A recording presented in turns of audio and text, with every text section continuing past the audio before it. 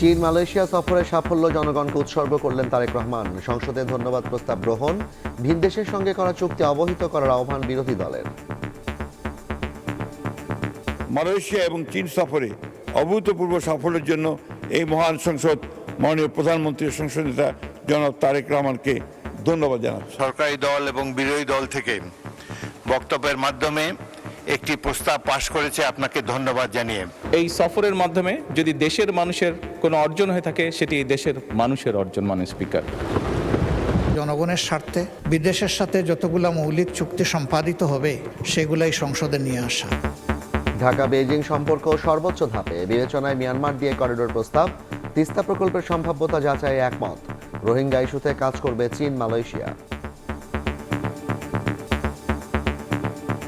চীন Bangladesh Myanmar economic corridor প্রস্তাবটি তারা করেছেন। এইটা আমরা এক্সপ্লোর করছি, সিদ্ধান্ত তো অনেক পরের কথা। তিস্তা নদীর ব্যাপক ব্যবস্থাপনা ও পুনরুদ্ধার প্রকল্প উল্লেখযোগ্য অগ্রগতি হয়েছে। চীন সর্বসাধ্য সহায়তা প্রদান করবে বলে জানিয়েছেন।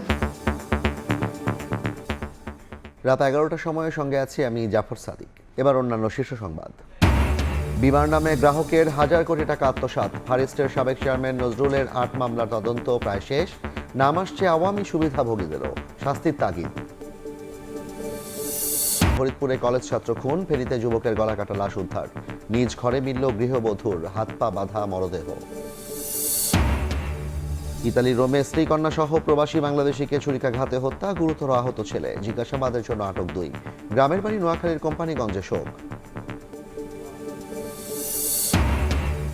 নিয়ম রক্ষার ম্যাচে সকালে আর্জেন্টিনার সামনে জর্ডান, শুরুর একাদশে থাকছেন না মেসি, আসতে পারে 7 পরিবর্তন। আলাদা ম্যাচে লড়বে পর্তুগাল, ইংল্যান্ড, ক্রোয়েশিয়া। এবং ভূমিকম্পে লন্ডভন্ড ভেনেজুয়েলায় লাশের সারি, নিহত বেড়ে 920, নিখোঁজ অর্ধলক্ষ। ধ্বংসস্তূপে আটকে পড়াদের উদ্ধারের চেষ্টা, নতুন করে 4.9 মাত্রার ভূকম্পন।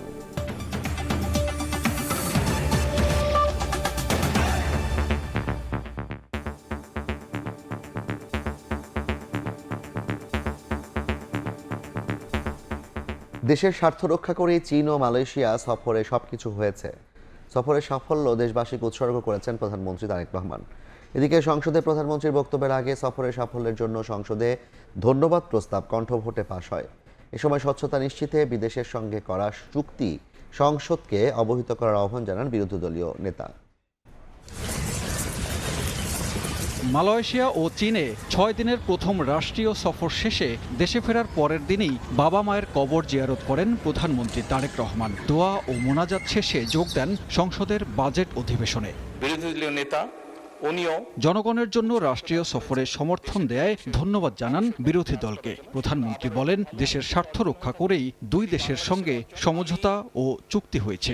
আমার অবস্থান থেকে আমি আমার দেশের মানুষের স্বার্থ নিয়ে কথা বলার এবং সেই স্বার্থ রক্ষা করার চেষ্টা করেছি। মাননীয় স্পিকার, যদি কোনো কিছু অর্জন হয়ে থাকে, ভালো কোনো কিছু অর্জন হয়ে থাকে, এটি বাংলাদেশের অর্জন। এর আগে প্রধানমন্ত্রীর প্রথম বিদেশ সফরকে মাইল ফলক বলেন স্থানীয় সরকার মন্ত্রী মির্জা ফখরুল ইসলাম আলমগীর ও অর্থমন্ত্রী আমির খুসরো মাহমুদ।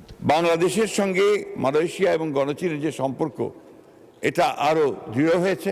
রোহিঙ্গা সমস্যার ব্যাপারেও সমাধানের ইঙ্গিত তারা দিয়েছেন এবং সে ব্যাপারে তারা উদ্যোগ গ্রহণ করবেন বলেও জানিয়েছে। আমাদের সাথে প্রত্যেকটি দেশের যে সম্ভাবনা আছে, সেটা অর্থনৈতিক হোক, অন্য কোনো জেটে হোক, সেই সম্ভাবনাকে সম্পূর্ণ কাজে লাগিয়ে মাল্টিল্যাটারালিজমের যে ফরেন পলিসি পারসু করেছি বিএনপির রাজনীতি শুরু থেকে এখন পর্যন্ত, উনি সেই ধারা অব্যাহত রেখেছেন। পরে প্রধানমন্ত্রীর মালয়েশিয়া ও চীন সফরের সাফল্যের জন্য উত্থাপিত ধন্যবাদ প্রস্তাব সংসদে সর্বসম্মতিতে পাশ হয়। স্থানীয় সরকার মন্ত্রী সংসদে উত্থাপন করেছেন, সেটি সংসদে এই ধন্যবাদ প্রস্তাব হিসাবে সংসদে উত্থাপিত হলো। সরকারের ইতিবাচক বিষয়ে সমর্থন অব্যাহত রাখার ঘোষণা দেন বিরোধী দলের নেতা ডাক্তার শফিকুর রহমান। বিদেশের সঙ্গে করা সমঝোতা ও চুক্তি সংসদে তুলে ধরার আহ্বান জানান। স্বচ্ছতা এবং জবাবদিহিতার স্বার্থে, জনগণের স্বার্থে বিদেশের সাথে যতগুলো মৌলিক চুক্তি সম্পাদিত হবে সেগুলাই সংসদে নিয়ে আসা। এই 350 মানুষই কিন্তু 18 কোটি মানুষ বা 20 কোটি মানুষের প্রতিনিধিত্ব করছেন। তারা যখন জানবেন তখন এর মধ্য দিয়ে সরকার এবং জনগণের সাথে সেতুবন্ধন তৈরি হবে। এই সফরের মাধ্যমে অর্থনীতি ও পররাষ্ট্রনীতিতে নতুনত্ব ছাড়াও স্বাধীনতা, সার্বভৌমত্ব ও নিরাপত্তা আরও সংহত হবে বলে উল্লেখ করেন স্পিকার হাফিজউদ্দিন আহমদ। পররাষ্ট্রনীতিকে সানবীর রূপল, সময় সংবাদ, ঢাকা। প্রধানমন্ত্রী তারেক রহমানের চীন সফরের পর ঢাকা বেইজিং সম্পর্ক এখন সর্বোচ্চ ধাপে। প্রধানমন্ত্রীর প্রথম বিদেশ সফর নিয়ে ব্রিফিংয়ে পররাষ্ট্রমন্ত্রী জানান, স্থলপথে সরাসরি বাণিজ্য সম্প্রসারণে মিয়ানমার দিয়ে করিডোরের প্রস্তাব এখনও বিবেচনাধীন। তিস্তা প্রকল্পের সহায়তায় সম্ভাব্যতা যাচাই করছে দুদেশ। একই সঙ্গে রোহিঙ্গা প্রত্যাবাসনে চীন ও মালয়েশিয়া কাজ করবে। ভূরাজনীতির অনেক অঙ্ক মিলিয়ে ২১ জুন মালয়েশিয়া দিয়ে প্রথম বিদেশ সফর শুরু করেন প্রধানমন্ত্রী তারেক রহমান। দুদিনে বেশ কয়েকটি গুরুত্বপূর্ণ বৈঠকে হয় চুক্তি ও সমঝোতা স্মারক সই। সেখান থেকে যান নয়া বিশ্ব শক্তিধর দেশ চীনে। বেইজিং ও দালিয়ানে ৪ দিনে বেশ কয়েকটি গুরুত্বপূর্ণ বৈঠকে অংশ নেন প্রধানমন্ত্রী তারেক রহমান। প্রধানমন্ত্রীর সদ্য সমাপ্ত মালয়েশিয়া ও চীন সফরের অর্জন তুলে ধরতে শনিবার ব্রিফিং করে পররাষ্ট্র মন্ত্রণালয়। এ সময় জানানো হয়, এই অঞ্চলে আঞ্চলিক সংযোগ, বাণিজ্য, বিনিয়োগ এবং কৌশলগত সহযোগিতায় এসেছে গুরুত্বপূর্ণ অগ্রগতি। পররাষ্ট্রমন্ত্রী জানান, পরিবহন ব্যয় কমিয়ে আনতে কুনমিং থেকে মিয়ানমার হয়ে বাংলাদেশের সঙ্গে সরাসরি স্থল পথের যোগাযোগ স্থাপনে একটি করিডোরের প্রস্তাব দিয়েছে চীন। তবে এ বিষয়টি এখনও বিবেচনাধীন বলে জানান পররাষ্ট্রমন্ত্রী। কুনমিং থেকে বাংলাদেশের বন্দরগুলিতে মাল্টিমোডাল পরিবহন সংযোগ এবং চীন কর্তৃক প্রস্তাবিত চীন বাংলাদেশ মিয়ানমার ইকোনমিক করিডোর প্রস্তাবটি তারা করেছেন। সিদ্ধান্ত তো অনেক পরের কথা, এটা আমরা এক্সপ্লোর করছি। তিস্তা প্রকল্পের সম্ভাব্যতা যাচাইয়ে দুই দেশ কাজ করছে বলেও জানান পররাষ্ট্রমন্ত্রী। জানান, রোহিঙ্গা প্রত্যাবাসনের নীতিগত সহযোগিতা জোরদারের পাশাপাশি সংকট সমাধানে মধ্যস্থতার ভূমিকায় থাকবে চীন। পাশাপাশি ২০২৭ সালের মধ্যে মালয়েশিয়ার সঙ্গে মুক্ত বাণিজ্য চুক্তি সইয়ের লক্ষ্যে কাজ করছে দুই দেশ। তিস্তা নদীর ব্যাপক ব্যবস্থাপনা ও পুনরুদ্ধার প্রকল্প উল্লেখযোগ্য অগ্রগতি হয়েছে। চীন সর্বসাধ্য সহায়তা প্রদান করবে বলে জানিয়েছেন। পররাষ্ট্র উপদেষ্টা জানান, চীনের কমিউনিস্ট পার্টির সঙ্গে বিএনপির সমঝোতা স্মারক স্বাক্ষর হয়েছে। একই সঙ্গে ব্রিক্স ও সাংহাই সহযোগিতা সংস্থায় বাংলাদেশের সদস্য পদের বিষয়ে চীনের সমর্থনের আশ্বাস পাওয়া গেছে। Communist Party of China wanted to forge a formal partnership. The partnership in this MOU, the MOU entails strengthening party-to-party visits. BIDA chairman বলেন, মোংলা ও চট্টগ্রামে বিশেষায়িত অর্থনৈতিক অঞ্চল গড়ে তোলার কাজ শুরু হচ্ছে। 18 মাসের মধ্যে ওনারা কিভাবে প্রথম ফ্যাক্টরিটা ওখানে সেট আপ করতে পারেন, তো সেই চ্যালেঞ্জ ওনারা নিয়েছেন। ওনারা বলছেন যে আগামী মাসে ওনারা জোন ডেভেলপমেন্টের জন্য গ্রাউন্ড ব্রেকিং করবেন। সফরে গৃহীত সিদ্ধান্তগুলোর বাস্তবায়ন হলে বাংলাদেশের আঞ্চলিক সংযোগ, বিদেশি বিনিয়োগ, বাণিজ্য সম্প্রসারণ এবং অর্থনৈতিক সক্ষমতা আরও শক্তিশালী হবে বলে জানানো হয় ব্রিফিংয়ে। শাতিলা শারমিন, সময় সংবাদ, ঢাকা। চীন মিয়ানমার করিডোরে যুক্ত হলে 24 ঘন্টায় বাংলাদেশ থেকে চীনে পণ্য পৌঁছানো যাবে, ফলে বিনিয়োগ বাড়বে বলে মন্তব্য করেছেন বাণিজ্যমন্ত্রী খন্দকার আব্দুল মুক্তাদির। এদিকে প্রধানমন্ত্রীর তথ্য ও সম্প্রচার উপদেষ্টা ডক্টর জাহিদুর রহমান বলেছেন, ভারতীয় হাইকমিশনারের মন্ত্রীর মর্যাদা বাংলাদেশের জন্য রাজনৈতিক চাপ নয়, সম্পর্ক উন্নয়নে ভূমিকা রাখবে। বিএনপি সরকার গঠনের পর প্রধানমন্ত্রী তারেক রহমানের মালয়েশিয়া ও চীনে প্রথম রাষ্ট্রীয় সফর মনোযোগ আকর্ষণ করেছে সব মহলেই। বিগত সরকারের ফেলে যাওয়া ভঙ্গুর অর্থনীতি পুনর্গঠনে দেশ দুটিতে প্রধানমন্ত্রীর সফর মূলত শ্রমবাজার ও বাণিজ্য সম্প্রসারণে বড় ভূমিকা রাখার সম্ভাবনা তৈরি করেছে। শনিবার দুপুরে সিলেটে আইনজীবী সমিতির অনুষ্ঠান শেষে সাংবাদিকদের মুখোমুখি হয়ে সরকার প্রধানের প্রথম বিদেশ সফর নিয়ে কথা বলেন বাণিজ্যমন্ত্রী। এক প্রশ্নের উত্তরে তিনি জানান, চীনা বিনিয়োগ আকর্ষণে 800 একরের শিল্প পার্ক স্থাপন করা হচ্ছে। মায়ানমার হয়ে যদি একটি ট্রাক চীনের দিকে যায়, এই রাস্তাটি যদি উন্মুক্ত থাকে, বাংলাদেশ ভূখণ্ড থেকে চাইনিজ ভূখণ্ডে পৌঁছাতে পারে 24 ঘন্টায়। তো 24 ঘন্টায় যদি আমরা চীন পণ্য পৌঁছাতে পারি অথবা চীন আমাদের কাছে পণ্য পৌঁছাতে পারে, তাহলে দ্বিপক্ষীয় বাণিজ্য কি পরিমাণ গতি লাভ করবে, এটা তো সবাই বুঝতে পারে। এদিকে রাজধানীর মিরপুরে চলচ্চিত্র ও টেলিভিশন ইনস্টিটিউটে এক অনুষ্ঠান শেষে প্রধানমন্ত্রীর তথ্য ও সম্প্রচার বিষয়ক উপদেষ্টা ডাক্তার জাহিদুর রহমান বলেন, ভারতের রাষ্ট্রদূতকে মন্ত্রীর মর্যাদা দেয়া বাংলাদেশের সঙ্গে প্রতিবেশী দেশটির ইতিবাচক সম্পর্ক তৈরিতে ভূমিকা রাখবে। ভারত সরকার কিন্তু আগেই বলেছিল, বিশেষ করে অন্তর্বর্তীকালীন সরকারের সময়ে, যে তারা নির্বাচিত সরকারের সাথে তাদের সম্পর্কে যে কিছুটা টানাপোড়েন ওই সময় ছিল, সেটা তারা কাটিয়ে আগের মতো পূর্ণ এনগেজমেন্টে যেতে চান। সেটারই একটা বহিঃপ্রকাশ বলে আমি মনে করি এবং এটাকে পজিটিভ ডিগ্রি দেখি। উনি একজন পলিটিক্যাল মানুষ, উনি কেন্দ্রীয় মন্ত্রী ছিলেন। সো আমরা বিশ্বাস করি, আমরা আশা করি আমাদের যে অনিষ্পন্ন যে সমস্যাগুলো আছে সেগুলোর ব্যাপারে তারা আন্তরিক হবেন এবং স্বার্থ অক্ষুণ্ণ রেখে বাংলাদেশ যে কোনো দেশের সঙ্গে কাজ করতে আগ্রহী বলে জানান ডক্টর জাহিদুর রহমান। প্রত্যেকটা দেশের সাথে তার স্বার্থ অক্ষুণ্ণ রেখে এনগেজ করবে, এই বার্তাটা স্পষ্ট হয়েছে। মুরসালিন হক জুনায়েদ, সময় সংবাদ, ঢাকা। প্রধানমন্ত্রী তারেক রহমানের চীন সফরে 15 দফা যৌথ ঘোষণা ঢাকা বেইজিং সম্পর্কে গুরুত্বপূর্ণ মাইলফলক হিসেবে দেখছেন কূটনীতি ও বিশ্লেষকরা। তাদের মতে সফরে শুধু অর্থনৈতিক সহযোগিতা নয়, দ্বিপক্ষীয় সম্পর্ককে নতুন উচ্চতায় নিয়ে গেছে। তবে ভূরাজনীতির অঙ্ক মিলিয়ে পররাষ্ট্রনীতির ভারসাম্য রাখার চ্যালেঞ্জ নিতে হবে সরকারকে। হাসান ওয়ালির প্রতিবেদন। 5 দিনের চীন সফরে পররাষ্ট্রনীতির নতুন যাত্রায় বাংলাদেশ। চীনের প্রেসিডেন্ট, প্রধানমন্ত্রী থেকে শুরু করে শীর্ষ ব্যবসায়ীদের সঙ্গে প্রধানমন্ত্রী তারেক রহমানের বৈঠকে যুক্ত হয়েছে নতুন সমঝোতা চুক্তি। সফরের অন্যতম গুরুত্বপূর্ণ বিষয় হিসেবে বিবেচিত হচ্ছে চীনের গ্লোবাল ইনিশিয়েটিভসে সম্মতি জানানো। বর্তমান বৈশ্বিক ব্যবস্থার চ্যালেঞ্জ মোকাবেলা এবং একটি বিকল্প বিশ্ব ব্যবস্থা গড়ে তোলার লক্ষ্যে উন্নয়ন, নিরাপত্তা, সভ্যতা ও সুশাসন নিয়ে বৈশ্বিক 4 উদ্যোগের ঘোষণা দেয় চীন। এই উদ্যোগগুলোর মাধ্যমে উন্নয়নশীল বিশ্বকে পাশে নিয়ে শক্তি সঞ্চয় করাই লক্ষ্য চীনের, যাতে আনুষ্ঠানিকভাবে সম্মতি জানালো বাংলাদেশ। একই সঙ্গে বেল্ট অ্যান্ড রোড উদ্যোগেও সম্মতি দিয়েছে বাংলাদেশ। পররাষ্ট্র মন্ত্রণালয় এসব তথ্য নিশ্চিত করেছে। বিশ্লেষকরা মনে করছেন এর মধ্য দিয়ে লাভবান হবে বাংলাদেশ। 30 সালের মধ্যে এসডিজি লক্ষ্যমাত্রা অর্জনের পথ সুগম হবে। গ্লোবাল ডেভেলপমেন্ট ইনিশিয়েটিভের কথা যদি আমরা সত্যি ভেবে থাকি, আমি মনে করি এর মধ্যে আমাদের আসলে ফায়দা আছে। ডেভেলপমেন্ট ইনিশিয়েটিভটার সুবিধা হলো এটাই, খুব সুনির্দিষ্ট এমন সমস্ত প্রকল্প এখানে ফিন্যান্স করা হয় যে প্রকল্পগুলো সাস্টেনেবল ইন নেচার, এবং যেটা হলো যে এই যে জাতিসংঘের যে এসডিজি যেটি আছে যে 2030-এর মধ্যে আমাদের অর্জন করার কথা, তার সাথে ইন অ্যালাইনমেন্ট উইথ দ্যাট এগুলো করা হয়েছে। দীর্ঘমেয়াদে উন্নয়নের জন্য অন্য দেশের ওপর নির্ভর না হওয়ার পরিবর্তে শক্তি অর্জন করার তাগিদ সাবেক এই রাষ্ট্রদূতের। তার মতে নিজেদের স্বার্থ অক্ষুণ্ণ রেখে পররাষ্ট্রনীতি ভারসাম্য রাখার চ্যালেঞ্জ নিতে হবে সরকারকে। নিজেকে স্ট্রেনথেন করতে হলে আমাকে ভেতর থেকে স্ট্রেনথেন করতে হবে।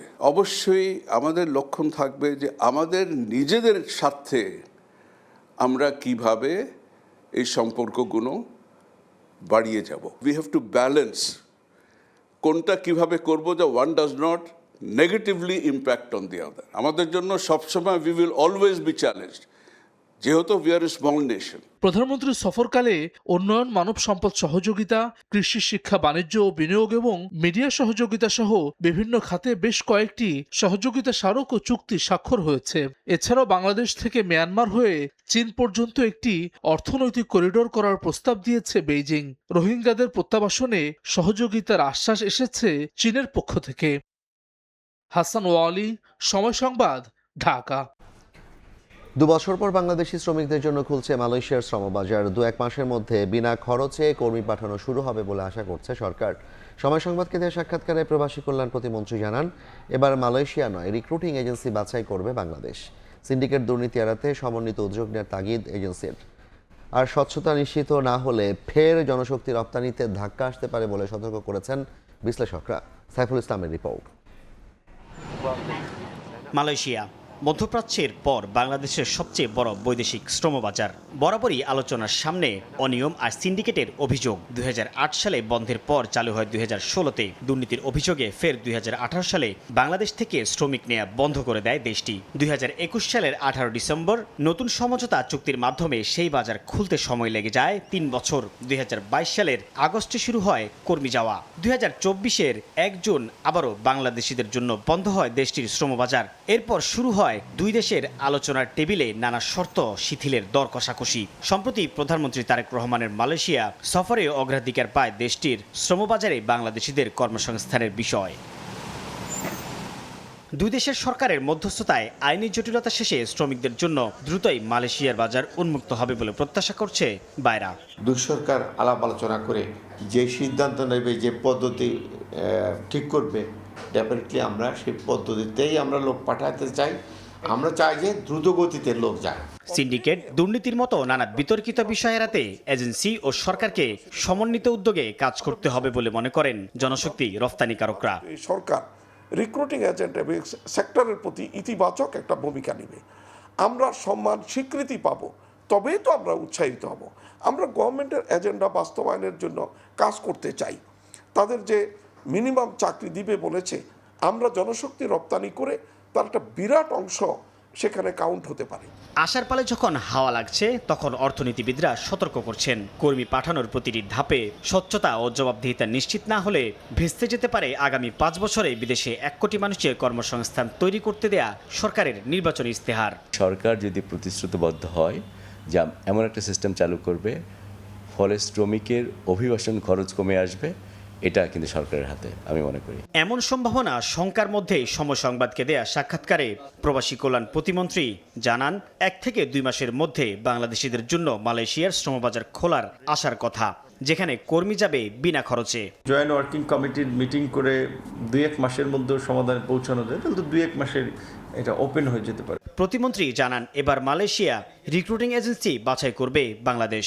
মালয়েশিয়ান কর্তৃপক্ষ হচ্ছে বাংলাদেশ থেকে লোক যাওয়ার ক্ষেত্রে রিক্রুটিং এজেন্সি সিলেক্ট করবে, সিন্ডিকেট, সেই দায়টা তো আমাদের উপরে আসে। তো আমরা এই চুক্তির এই ধারাটাকে সংশোধন করার জন্য জয়েন্ট ওয়ার্কিং কমিটিতে বলা হয়েছে এবং এখানে মালয়েশিয়ার প্রধানমন্ত্রী বলেছে 0 কস্টে আপনার যেন লোক যেতে পারে। 2024 সালে মালয়েশিয়ায় যেতে না পারা 7,873 জন কর্মীকে পাঠানোর জন্য সরকারি সংস্থা বয়োসেলকে দায়িত্ব দেওয়া হলে এখন পর্যন্ত প্রায় 3,000 যেতে পেরেছেন। বাকিদের ব্যাপারেও আলাদা সিদ্ধান্ত নেয়ার তাগিদ খাত সংশ্লিষ্টদের। সাইফুল ইসলাম, সময় সংবাদ, ঢাকা। এবার ফিফা বিশ্বকাপের খবর। গ্রুপ পর্বের শেষ ম্যাচে জর্ডানের মুখোমুখি হচ্ছে আর্জেন্টিনা। নকআউট পর্ব নিশ্চিত হওয়ায় ম্যাচটি কেবলই আনুষ্ঠানিকতার, তাই স্কোয়াডে আসছে অন্তত 7টি পরিবর্তন। তারপরও জয়ের লক্ষ্য স্ক্যালোনি বাহিনীর। অন্যদিকে বিশ্বকাপ সম্ভাবনা শেষ হয়ে গেলেও জর্ডানের অপেক্ষা চমকের। ডালাস থেকে আরো জানাচ্ছেন এস এম ইকবাল। একেবারে নির্ভর টিম আর্জেন্টিনা জর্ডান ম্যাচের আগে 1 ম্যাচ হাতে রেখে নিশ্চিত হয়েছে নকআউট পর্ব, তাই স্ক্যালোনি ম্যাচটাকে নিয়েছেন সাইড বেঞ্চ পরীক্ষার মঞ্চ হিসেবে। অন্তত 7 ফুটবলারের এই ম্যাচটি হতে পারে বিশ্বকাপ অভিষেক। সেন্টার ব্যাকে ওতামেন্ডিকে সঙ্গে নিয়ে মাঠে নামছেন সেনেসি। লেফট ও রাইট ব্যাক 2 পজিশনে আসছে পরিবর্তন। মিডফিল্ড ও অ্যাটাকিং এও দেখা যাবে নতুন মুখ, এমনকি শুরুর একাদশে থাকছেন না লিওনেল মেসিও। লিওনেল মেসিকে নিয়ে সবার আগ্রহ, সে খেলছে কিনা আপনারা এমন প্রশ্ন করবেন, স্বাভাবিক। জর্ডানের বিপক্ষে সে হয়তো খেলবে, কিন্তু শুরুর একাদশে থাকছে না এটা নিশ্চিত। এই ম্যাচে আমরা অনেককেই সুযোগ দেব, আমার বিশ্বাস তারা ভালো করবে। বিশ্বকাপের প্রথম 2 ম্যাচ হেরে মিশন শেষ করেছে জর্ডান। আর্জেন্টিনা ম্যাচটা তাদের কাছে কেবলই আনুষ্ঠানিকতার, তাই কোনো চাপ না নিয়ে বর্তমান বিশ্ব চ্যাম্পিয়নদের রুখে দিতে মরিয়া বিশ্বকাপের নবাগত দেশটি। এটা ঠিক, আমাদের বিশ্বকাপ শেষ, তবে মিশন এখনো শেষ হয়নি। আমরা যদি আর্জেন্টিনাকে হারিয়ে দিতে পারি বিষয়টা দারুণ হবে, তবে কাজটা সহজ হবে না, আমাদের চেষ্টার কমতি থাকবে না। এর আগে কখনোই আর্জেন্টিনার বিপক্ষে খেলার অভিজ্ঞতা নেই জর্ডানের। AT&Tতেই ইতিহাসের সর্বপ্রথম ফুটবলার হিসেবে বিশ্বকাপে 18 গোলের মাইল ফলক স্পর্শ করেছেন লিওনেল মেসি, এবং এইখানেই গ্রুপ পর্বের শেষ ম্যাচটা খেলবে আর্জেন্টিনা। যদিও এই ম্যাচে শুরুর একাদশে থাকছেন না বিশ্বের সর্বকালের সেরা ফুটবলার, তবে ভক্তদের মন খারাপ হওয়ার কোনো সুযোগ নেই, কেননা বদলি হিসেবে হলেও জর্ডানের বিপক্ষে ম্যাচে খেলছেন তিনি। AT&T স্টেডিয়াম থেকে এস এম ইকবাল, সময় সংবাদ, ডালাস, যুক্তরাষ্ট্র। লিওনেল মেসিকে বেঞ্চে রেখে জর্ডানের বিপক্ষে মাঠে নামবে আর্জেন্টিনা। শুরুর একাদশে বদলি হিসেবে নামবেন LM10, জানিয়েছেন আলবিসেলেস্তে কোচ লিওনেল স্ক্যালোনি। জর্ডানের ডিফেন্সিভ অ্যাপ্রোচের কথা মাথায় রেখে সাজাচ্ছেন গেম প্ল্যান। ডালাস থেকে আরও জানাচ্ছেন এস এম ইকবাল। দাঁড়িয়ে আছি AT&T স্টেডিয়ামের যে অফিসিয়াল প্রেস কনফারেন্স রুম, সেই প্রেস কনফারেন্স রুমে সংবাদ সম্মেলন করে গেছেন আর্জেন্টিনা জাতীয় ফুটবল দলের কোচ লিওনেল স্ক্যালোনি।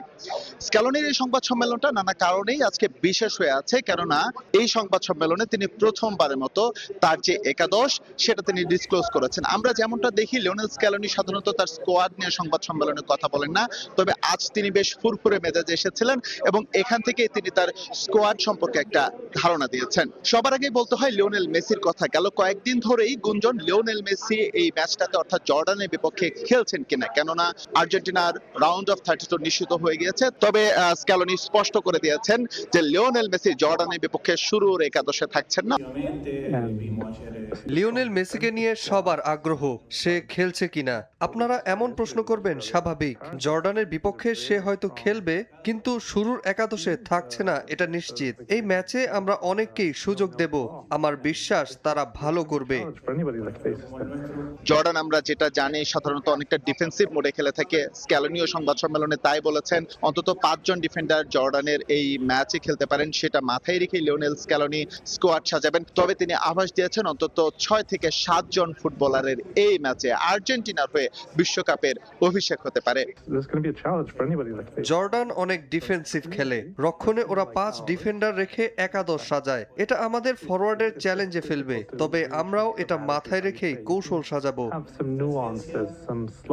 শুধু একাদশ সম্পর্কে নয়, লিওনেল স্ক্যালোনি তার স্ট্র্যাটেজি কি হবে সেটি নিয়েও কথা বলেছেন সংবাদ সম্মেলনে। তবে এটা তিনি বারবার মনে করিয়ে দিয়েছেন যে আর্জেন্টিনা রাউন্ড অফ 32 নিশ্চিত করলেও তিনি তার দায়িত্ব ভুলে যাচ্ছেন না। অর্থাৎ জয়ের যে ধারাবাহিকতা আছে সেই ধারাবাহিকতা রেখেই গ্রুপ পর্বের শেষ ম্যাচে জর্ডানের বিপক্ষে খেলতে চায় বর্তমান বিশ্ব চ্যাম্পিয়নরা। AT&T স্টেডিয়ামের প্রেস কনফারেন্স রুম থেকে SM ইকবাল, সময় সংবাদ, যুক্তরাষ্ট্র। বিমার নামে গ্রাহকের টাকা হাতিয়ে নেয়া ফারিস ইসলামী লাইফ ইন্স্যুরেন্সের সাবেক চেয়ারম্যান নজরুল ইসলাম সহ সংশ্লিষ্টদের বিরুদ্ধে দুদকের 8 মামলার তদন্ত প্রায় শেষ। 1500 কোটি টাকা আত্মসাতের তদন্তে নাম আসছে আওয়ামী সুবিধাভোগীদেরও। যদিও ফরেস্টের বর্তমান কর্তৃপক্ষের দাবি লুটপাটের মাধ্যমে অন্তত 3,500 কোটি টাকা সরিয়েছে নজরুল ইসলাম সিন্ডিকেট। অপরাধীদের শাস্তির পাশাপাশি গ্রাহকের পাওনা অর্থ দ্রুত ফেরত দেওয়ার তাগিদ টিআইবির। তাসলিম তৌহিদের প্রতিবেদন। পাসপোর্ট নিতে এসে দুদকের হাতে ধরা পড়েন ফারিস্ট ইসলামী লাইফ ইন্স্যুরেন্সের সাবেক চেয়ারম্যান নজরুল ইসলাম।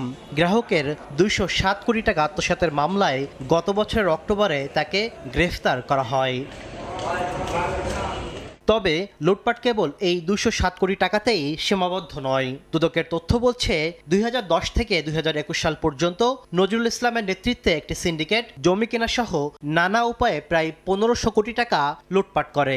নজরুল ইসলাম ছাড়াও গ্রেফতার হয়েছে সাবেক এমডি হিমায়তুল্লাহ, বাকিরা এখনও বাইরে। এসব অভিযোগে দুদকের 8 মামলার বেশিরভাগেরই তদন্ত প্রায় শেষ। চার্জশিট দেওয়া হবে যে কোনো সময়। বিভিন্নভাবে আত্মসাতের অভিযোগে দুদকে অনেকগুলো অভিযোগ আসে। সেসব অভিযোগ তদন্ত শেষে দুদক থেকে ইতিমধ্যে 8টি মামলা দায়ের করা হয়েছে এবং এগুলো বর্তমানে তদন্তাধীন রয়েছে। রাজনৈতিক ছত্রছায়া যেহেতু হয়েছিল এই অপকর্মগুলা, সে কারণে আপনার এই মামলা দায়ের করা কিংবা অনুসন্ধানে ডিলে হয়েছিল। দ্রুততম সময়ের মধ্যে এ সমস্ত মামলার অনুসন্ধান কার্য সম্পন্ন হবে এবং আসামিদের বিরুদ্ধে আমরা চার্জশিট দাখিল করতে পারব। 40 লাখ গ্রাহকের এই ফারিস্ট ইসলামী লাইফ ইন্স্যুরেন্সের বর্তমান পরিচালনা পর্ষদ নিম্নয়ের খেটে খাওয়া মানুষসহ গ্রাহকদের প্রাপ্য অর্থ বুঝিয়ে দিতে হিমশিম খাচ্ছে। ফারিস্টের বর্তমান কর্তৃপক্ষের দাবি, আওয়ামী শাসনামলে 1 দশকে জমিসহ নানা খাতে অন্তত 3,500 কোটি টাকা সরিয়েছে নজরুল ইসলাম সিন্ডিকেট। 2021 পর্যন্ত 3,500 কোটি প্লাস টাকা এই কোম্পানি থেকে আত্মসাৎ হয়। তৎকালীন বোর্ডের 2-3 জন এবং ম্যানেজমেন্টের কতিপয় শীর্ষস্থানীয় কর্মকর্তার যোগ সদস্য। যারা অ্যারেস্ট হয় তাদেরকে অ্যারেস্ট করা এবং যারা অ্যারেস্ট হয়েছে তাদের সম্পদ ক্রোক করে তাদের যে টাকা আত্মসাৎ করেছেন এবং বিদেশে প্রচার করেছেন, এই টাকাটা এনে গ্রাহকের আমাদের কোম্পানিকে ফিরিয়ে দিয়ে আমাদের গ্রাহকদেরকে ফিরিয়ে দেওয়া, এটা আমি মনে করি খুবই সম্ভব যদি আন্তরিক হন। আর আর্থিক প্রতিষ্ঠান থেকে লুটপাটে জড়িতদের বিরুদ্ধে ব্যবস্থা নেওয়ার তাগিদ টিআইবির। যাদের বিরুদ্ধে মামলা সেটাকে দুদক হোক বা অন্য যে কোনো আর্থিক মামলা আর্থিক প্রতিষ্ঠান সংক্রান্ত মামলা হিসেবেও তার যথাযথ প্রক্রিয়া অনুসরণ করে যাদের বিরুদ্ধে অভিযোগ তাদেরকে জবাবদিহিতার আওতায় আনতে হবে। দুদকের তথ্য বলছে ফারিস্ট থেকে লুটপাট করে সাবেক চেয়ারম্যান নজরুল ইসলাম অন্তত 100 কোটি টাকার অবৈধ সম্পদ গড়েছেন। তাসলিম তৌহিদ, সময় সংবাদ, ঢাকা। গণভোটের রায় বাস্তবায়ন না করা জনগণের সঙ্গে প্রতারণা বলে মন্তব্য করেছেন 11 দলীয় ঐক্যের নেতারা। ময়মনসিংহে বিভাগীয় সমাবেশে তারা জনগণের সংস্কারের অভিপ্রায় নস্যাতের চেষ্টাকে আত্মঘাতী বলেও মন্তব্য করেন। বলেন, গণভোটের রায় বাস্তবায়ন না হলে আরেকটি বিপ্লব অনিবার্য। রাজশাহী, চট্টগ্রাম ও খুলনার পর ময়মনসিংহে 11 দলীয় ঐক্যের বিভাগীয় সমাবেশ। শনিবার নির্ধারিত সময়ের আগেই বিভাগের বিভিন্ন প্রান্ত থেকে মিছিল, স্লোগান নিয়ে সমাবেশস্থল নগরীর রেলওয়ে কৃষ্ণচূড়া চত্বরে জড়ো হন নেতাকর্মীরা। সমাবেশে বাংলাদেশ খেলাফত মজলিসের আমির মামুনুল হক বলেন, বিএনপি যদি জনগণের সংস্কারের অভিপ্রায়কে নস্যাতের চেষ্টা করে তাহলে সেটি হবে তাদের জন্য আত্মঘাতী। আর গণভোটের রায় বাস্তবায়ন না করাকে জনগণের সঙ্গে প্রতারণা বলে মন্তব্য করেন এনসিপির মুখপাত্র আসিফ মাহমুদ সজীব ভূঁইয়া। যে গণভোটে হ্যাঁ ভোট দেওয়ার জন্য প্রধানমন্ত্রী অনুরোধ করেছিলেন তা নিয়ে তিনি আর কোথাও কোনো মুখ খুললেন না। এদেশের জনগণের সাথে প্রতারণার আশ্রয় নিয়ে দিনে দুপুরে প্রতারণা করে তারা সরকার চালিয়ে যাচ্ছেন। বাংলাদেশের মানুষের সংস্কারের অভিপ্রায়কে পায়ে তোলবার চেষ্টা করো, এটা হবে তোমাদের জন্য আত্মঘাতী সিদ্ধান্ত। জামায়াতের সেক্রেটারি জেনারেল মিয়া গোলাম পরোয়ার বলেন, জুলাই সনদের বিরুদ্ধে অবস্থান নিতে জনগণ ভোট দেয়নি। গণভোটের রায় বিএনপিকে মানতেই হবে। আপনার ওই 50 ভাগ ভোট ডেলিগেটেড পাওয়ার হচ্ছে জনগণের ডাইরেক্ট ভোট হচ্ছে গণভোট হচ্ছে 70 ভাগ হচ্ছে সংখ্যাগরিষ্ঠ, ফলে সংখ্যাগরিষ্ঠের এই গণভোটের রায় আপনাকে মানতে হবে। গণভোটের রায় বাস্তবায়ন না হলে আরেকটি বিপ্লবের জন্য সবাইকে প্রস্তুতি নেয়ার আহ্বান জানান 11 দলের নেতারা। ওবায়দুল হক, সময় সংবাদ, ময়মনসিংহ। পূর্বশত্রুতার জেরে ফরিদপুরে কলেজ ছাত্রকে কুপিয়ে হত্যা করেছে প্রতিপক্ষ। এদিকে ফেনীর ছাগলনাইয়ায় যুবকের গলাকাটা মরদেহ উদ্ধার করা হয়েছে। অন্যদিকে ফুলগাজীতে নিজ ঘরে মিলল গৃহবধূর হাত পা বাঁধা লাশ। মোটরসাইকেল নিয়ে বাড়ি থেকে বের হন কলেজ ছাত্র, ফিরলেন লাশ হয়ে। শুক্রবার সন্ধ্যার দিকে গোপালগঞ্জের কাশিয়ানি যাচ্ছিলেন কলেজ ছাত্র সুমন শেখ। বড়ভাগ গ্রামের উকিল শেখের বাড়ি এলাকায় পৌঁছালে মোটরসাইকেলের গতিরোধ করে সুমনকে ধারালো অস্ত্র দিয়ে এলোপাতাড়ি কুপিয়ে জখম করে প্রতিপক্ষের লোকজন। গুরুতর অবস্থায় তাকে উদ্ধার করে প্রথমে কাশিয়ানী উপজেলা স্বাস্থ্য কমপ্লেক্সে নেওয়া হয়, পরে ফরিদপুর মেডিকেলে নেওয়া হলে চিকিৎসাধীন অবস্থায় মারা যায় সুমন। শনিবার গভীর রাতে ফেনীর ফুলগাজী উপজেলার তালবাড়িয়া গ্রামের কুয়েত প্রবাসী নুরুল আমিনের স্ত্রী কাজল আক্তারের হাত পা বাঁধা মরদেহ নিজ ঘরে দেখতে পান স্থানীয়রা। খবর পেয়ে নিহতের মরদেহ উদ্ধার করে মর্গে পাঠায় পুলিশ। অন্যদিকে ছাগলনাইয়া উপজেলার নিকুঞ্চা গ্রামে জুবায়ের পারভেজের গলাকাটা লাশ উদ্ধার করা হয়। দুটি হত্যাকাণ্ডের রহস্য উদ্ঘাটনে তদন্ত চলছে বলে জানায় পুলিশ। পূর্ব শত্রুতার জের ধরে ঘটনাটা ঘটছে বলে আমরা অনুমান করছি এবং এই ঘটনায় যারা জড়িত আছে অচিরেই তাদেরকে আইনের আওতায় আনা হবে। আর আরেকটা ঘটনা ঘটেছে ফুলগাজীতে একজন প্রবাসী স্ত্রী তিনি হত্যাকাণ্ডের শিকার হয়েছেন। এখানে আমাদের পুলিশের টিম, পিবিআই, সিআইডি সহ বিভিন্ন টিম কাজ করছে। অচিরেই এই ঘটনার রহস্য উদ্ঘাটন করা হবে। নিহত জুবায়েরের বিরুদ্ধে একাধিক হত্যাসহ বিভিন্ন থানায় 30টি মামলা রয়েছে। মনিরুজ্জামান প্রান্ত, সময়। ইতালির রোমে দুর্বৃত্তের ছুরিকাঘাতে স্ত্রী কন্যা সহ নিহত হয়েছেন প্রবাসী বাংলাদেশি। গুরুতর আহত ছেলে স্থানীয় একটি হাসপাতালে চিকিৎসাধীন। এ ঘটনায় 2 জনকে আটক করেছে ইতালি পুলিশ। নিহতদের গ্রামের বাড়ি নোয়াখালীর কোম্পানিগঞ্জে চলছে শোকের মাতম। একই পরিবারে 3 জনকে হারানোর খবরে দিশেহারা স্বজনরা, শোকে স্তব্ধ পুরো এলাকা। শনিবার সকাল থেকে নোয়াখালীর কোম্পানিগঞ্জের 5 নম্বর ওয়ার্ডের বাড়িতে চলছে মাতম। লাশ দেশে ফিরিয়ে আনতে সরকারের সাহায্য চেয়েছেন স্বজনরা। রোম সরকারের কাছে আকুল আবেদন জানাবো যাতে করে সন্ত্রাসীদেরকে চিহ্নিত করে দৃষ্টান্তমূলক কঠিন শাস্তির আওতায় আনে। সরকারিভাবে যেমন দ্রুতভাবে এদেশে আমাদের লাশগুলো আমাদের মাঝে আনে। 12 বছর আগে পারিবারিক সচ্ছলতা ফেরাতে ইতালি পাড়ি জমান কামাল উদ্দিন বাবুল। এর 5 বছর পর স্ত্রী মমতাজ বেগম আরজু, মেয়ে আরিশা ও ছেলে অয়নকে নিয়ে যান ইতালি। কামালের পরিবার এবং ইতালির প্রতিবেশীর দাবি, স্ত্রী মমতাজের পরকীয়ার প্রেমের জন্যই বলি হতে হলো পুরো পরিবারটিকে। বাবুল ভাইয়ের ওয়াইফের সাথে দেখুন একটা ছেলে সেখানকার অবস্থানগত একটা ছেলের সাথে একটা বিষয় ছিল। বাবির সম্বন্ধে বাবুল মেয়ের ওয়াইফের ওর মনে শাহাদাতের সাথে সম্পর্ক ছিল। কথা কাটাকাটির মধ্যে এক পর্যায়ে শাহাদাতে কাম করে ফেলছে আর কি। শুক্রবার রাতে রোমের অরেলিও এলাকায় দুর্বৃত্তদের ছুরিকাঘাতে নৃশংসভাবে খুন হন প্রবাসী কামাল উদ্দিন বাবুল এবং তার স্ত্রী কন্যা। এই ঘটনায় গুরুতর আহত হয় ছেলে। আহত অবস্থায় সেখানকার একটি হাসপাতালে চিকিৎসাধীন অয়ন। এই ঘটনায় 2 জনকে আটক করেছে ইতালি পুলিশ। সময় সংবাদ, নোয়াখালী। তুরাগ নদে কার্যক্রম নিষিদ্ধ আওয়ামী লীগ ও ছাত্রলীগের 7 নেতাকর্মীর লাশ ভাসার খবর মিথ্যা ও ভিত্তিহীন বলে জানিয়েছে পুলিশ। শনিবার রাতে পুলিশ সদর দপ্তরের সংবাদ বিজ্ঞপ্তিতে বলা হয়, তুরাগে ভাসছে আওয়ামী লীগ ছাত্রলীগের 7 নেতাকর্মীর লাশ এমন শিরোনামে ভিত্তিহীন তথ্য প্রচার করে বিভ্রান্তি ছড়ানোর অপচেষ্টা চালানো হচ্ছে। যদিও এ ধরনের কোনো ঘটনা ঘটেনি, মিথ্যা অপপ্রচারে দেশবাসীকে বিভ্রান্ত না হওয়ার অনুরোধ জানিয়ে পুলিশ সদর দপ্তর বলছে, অপপ্রচারে জড়িতদের বিরুদ্ধে ব্যবস্থা নেওয়া হবে।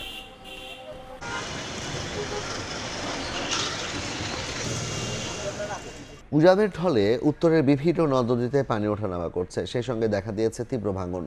এক সপ্তাহে কুড়িগ্রামে ব্রহ্মপুত্রের 36টি পয়েন্টে ভাঙন দেখা দিয়েছে। অন্যদিকে গাইবান্ধায় তিস্তা ও করতোয়ার পানি কমলেও নতুন করে বাড়ছে ব্রহ্মপুত্র ও ঘাঘট নদীর পানি। একই সঙ্গে 20 পয়েন্টে শুরু হয়েছে ভাঙন। আতঙ্কে দিন কাটাচ্ছে নদী পাড়ের বাসিন্দারা। উত্তরে নদ নদীর পানি কমতে শুরু করলেও তীব্র হয়েছে ভাঙন। প্রতিদিনই নতুন করে ভাঙছে নদ নদীর পাড়। ব্রহ্মপুত্র, ধরলা, তিস্তা ও দুধকুমারের পানি উঠানামার সঙ্গে তীব্র হয়ে উঠেছে ভাঙন। এক সপ্তাহে কুড়িগ্রাম সদরের ব্রহ্মপুত্র নদের 36টি পয়েন্টে ভাঙন দেখা দিয়েছে। বসতভিটা ভাঙনের হুমকিতে রয়েছে গোজালপুরীর চর, কালীর আলগা, বানিয়াপাড়ার হাজারো পরিবার। এছাড়া তিস্তার ভাঙনে রাজারহাটের রামহরি সহ বেশ কিছু স্থানে ভাঙন আতঙ্কে দিন কাটছে স্থানীয়দের। বাঁধার একটা ব্যবস্থা না করে তাহলে তো আমরা ওগুলো কিভাবে থাকবো?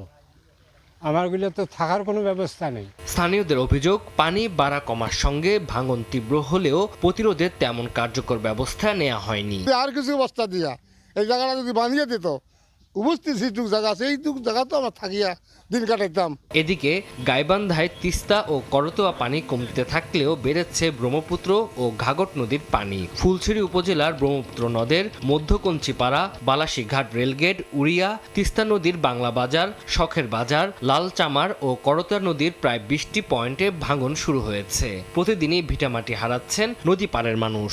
ভাঙতে ভাঙতে এখন মেলাখানি ভাঙে গেছে, আর বাড়িঘর তো সব সরানো শেষ। আমাদের খালি দরকার প্রয়োজন খালি বস্তা আর বোল্টার, এই জায়গাখান যাতে না ভাঙে। খুব দ্রুত অল্প কিছু জিও বস্তাও যদি ফেলে নদী ভাঙনটা রোধ করা যায় তাহলে এটা আমাদের জন্য একটু উপকার হবে। ভাঙন কবলিত এলাকার বাসিন্দাদের অভিযোগ, 2 সপ্তাহেরও বেশি সময় ধরে নদী ভাঙন অব্যাহত থাকলেও ভাঙন বন্ধে কোনো উদ্যোগ নেয়নি পানি উন্নয়ন বোর্ড। তানজিল হাসনাত। সাইবার নিরাপত্তা নিশ্চিতে চীনের অভিজ্ঞতা কাজে লাগাতে চায় বাংলাদেশ। সদ্য সমাপ্ত প্রধানমন্ত্রীর চীন সফরে এ বিষয়ে আলোচনা হয়েছে বলে জানিয়েছেন তথ্য ও সম্প্রচার মন্ত্রী জহিরুদ্দিন স্বপন। শনিবার বিকেলে রাজধানী শেরেবাংলা নগরে চীন মৈত্রী সম্মেলন কেন্দ্রে এক অনুষ্ঠানে তিনি আরও বলেন, কৃত্রিম বুদ্ধিমত্তার অপব্যবহার নিয়ে সারা বিশ্বই উদ্বিগ্ন। সাইবার নিরাপত্তা নিশ্চিতে বাংলাদেশ অনেক পিছিয়ে এখনও, যা কাটিয়ে উঠতে সরকার নানামুখী পদক্ষেপ নিয়েছে। সামাজিক নর্মস, নতুন ইকোসিস্টেমের মধ্যে যেভাবে নিজেদেরকে প্রস্তুত করা দরকার, নতুন ইকোসিস্টেমের মধ্যে যেভাবে নিজেদেরকে প্রস্তুত করা দরকার, আমাদের দেশ এখনো সেই তুলনায় অনেক বেশি আমরা ঢিলাঢালা আছি, এ কথা সত্য। মাননীয় প্রধানমন্ত্রী চীনের মতো একটা আধুনিক দেশের এই জ্ঞান এবং এই অভিজ্ঞতাকে এবং তাদের প্রযুক্তিগত যে দক্ষতা এবং তাদের যে সফট পাওয়ারের এফিসিয়েন্সি, সেটাকে আমরা কিভাবে কাজে লাগাতে পারি সে বিষয়ে আমরা চিন্তা করেছি। জ্বালানি সংকটের কারণে উৎপাদন সক্ষমতা পুরোপুরি ব্যবহার করা যাচ্ছে না বলে জানিয়েছেন বাণিজ্যমন্ত্রী খন্দকার আব্দুল মোক্তাদির। শনিবার বিজিএমইএ আয়োজিত সভায় তিনি আরও বলেন, অবকাঠামোয় বিনিয়োগ করেও গ্যাস না পাওয়ায় কার্যক্রম শুরু করতে পারছে না বেশ কিছু প্রতিষ্ঠান। জ্বালানি সমস্যা সমাধানে আরও একটি ভাসমান এলএনজি টার্মিনাল যুক্ত করার কথা জানান বাণিজ্যমন্ত্রী। এর মাধ্যমে দিনে অন্তত 550 থেকে 600 MMCFT গ্যাস সরবরাহ করা সম্ভব হবে। এছাড়া চট্টগ্রাম বন্দরের সক্ষমতা বাড়াতে আগামীতে আরও বিদেশি অপারেটর নিয়োগ দেওয়ার কথাও জানান খন্দকার আব্দুল মোক্তাদির।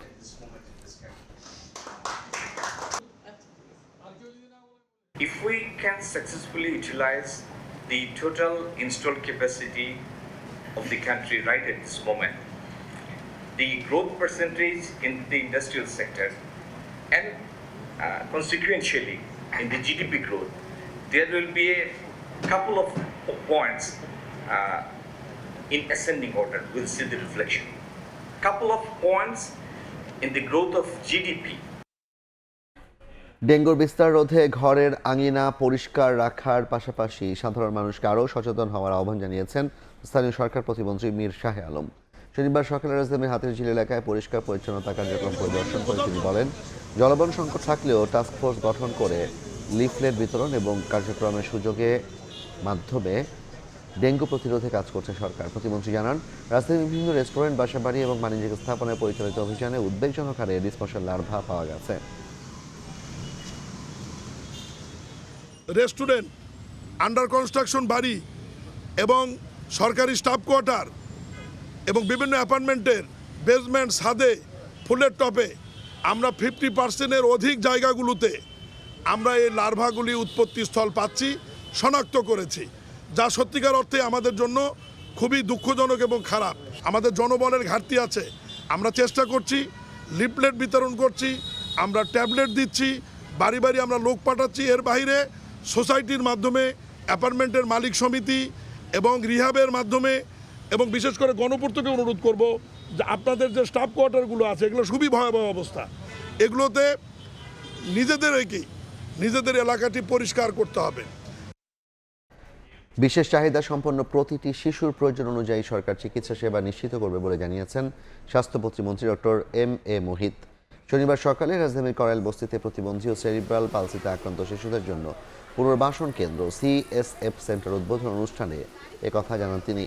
বলেন, বর্তমান সরকার বাজেট কর্মসূচি ও নীতি প্রণয়নে প্রতিটি বিশেষ চাহিদা সম্পন্ন মানুষকে অন্য সব নাগরিকের মতো সম অধিকার ও সেবা দেবে। প্রতিটি জেলায় প্রতিবন্ধী শিশুদের শিক্ষা ব্যবস্থা চালু করছে। পাশাপাশি মেট্রো রেলে প্রতিবন্ধী ব্যক্তিদের জন্য বিশেষ ছাড়ের ব্যবস্থা করেছে সরকার। বাংলাদেশ ও দক্ষিণ কোরিয়ার চিকিৎসা বিশেষজ্ঞদের অংশগ্রহণে রাজধানীতে শুরু হলো 2 দিনব্যাপী 6ষ্ঠ বাংলাদেশ কোরিয়া ফ্রেন্ডশিপ কনফারেন্স। রাজধানীর কিডনি ফাউন্ডেশনে অনুষ্ঠিত এই সম্মেলনে প্রধান অতিথি হিসেবে উপস্থিত ছিলেন সমাজ কল্যাণ মন্ত্রী ডক্টর AZM জাহিদ হোসেন। তিনি বলেন, বিশাল জনসংখ্যার এই দেশে সবার দোরগোড়ায় মানসম্মত চিকিৎসা সেবা পৌঁছে দিতে গবেষণা কার্যক্রম আরও বাড়াতে হবে। এ লক্ষ্যে চিকিৎসা খাতের উন্নয়নে প্রয়োজনীয় সব ধরনের উদ্যোগ গ্রহণে সংশ্লিষ্টদের পরামর্শ ও সহযোগিতার আহ্বান জানান তিনি। কিশোরগঞ্জের ঐতিহাসিক পাগলা মসজিদের দান বাক্সে পাওয়া গেছে রেকর্ড 15,90,80,000 টাকা। 13টি সিন্ধুকে পাওয়া গেছে বিদেশি মুদ্রা ও স্বর্ণালঙ্কারও। বড় বড় লোহার সিন্দুক থেকে বের করে আনা হচ্ছে কারি কারি টাকা। বস্তায় ভরে এসব টাকা নেওয়া হচ্ছে কিশোরগঞ্জের ঐতিহাসিক পাগলা মসজিদের 2য় তলায়।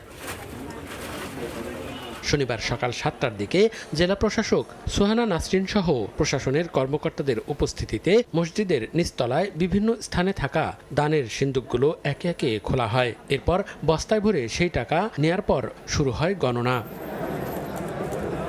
দানবাক্সে পাওয়া 43 বস্তা টাকা গণনাকে কেন্দ্র করে আইন শৃঙ্খলা বাহিনীর সহায়তায় নেওয়া হয় কঠোর নিরাপত্তা ব্যবস্থা। আমরা সবাই মিলেই এখানে যতটুকু দরকার কাজ করে যাচ্ছি। পাগলা মসজিদে আমার নাতি মহকিদ দিবা, এই জন্য আমার নিয়ত করে আইছি। এই মসজিদে আসলে মানুষ মানামাতি করে, করলে পরে আল্লাহ কবুল করে। পাগলা মসজিদ ও মাদ্রাসার আনুষঙ্গিক খরচ বাদে দানের বাকি টাকা জমা রাখা হয় মসজিদের নামে থাকা রূপালী ব্যাংকের একটি অ্যাকাউন্টে। সেখানে জমা আছে প্রায় 114 কোটি টাকা।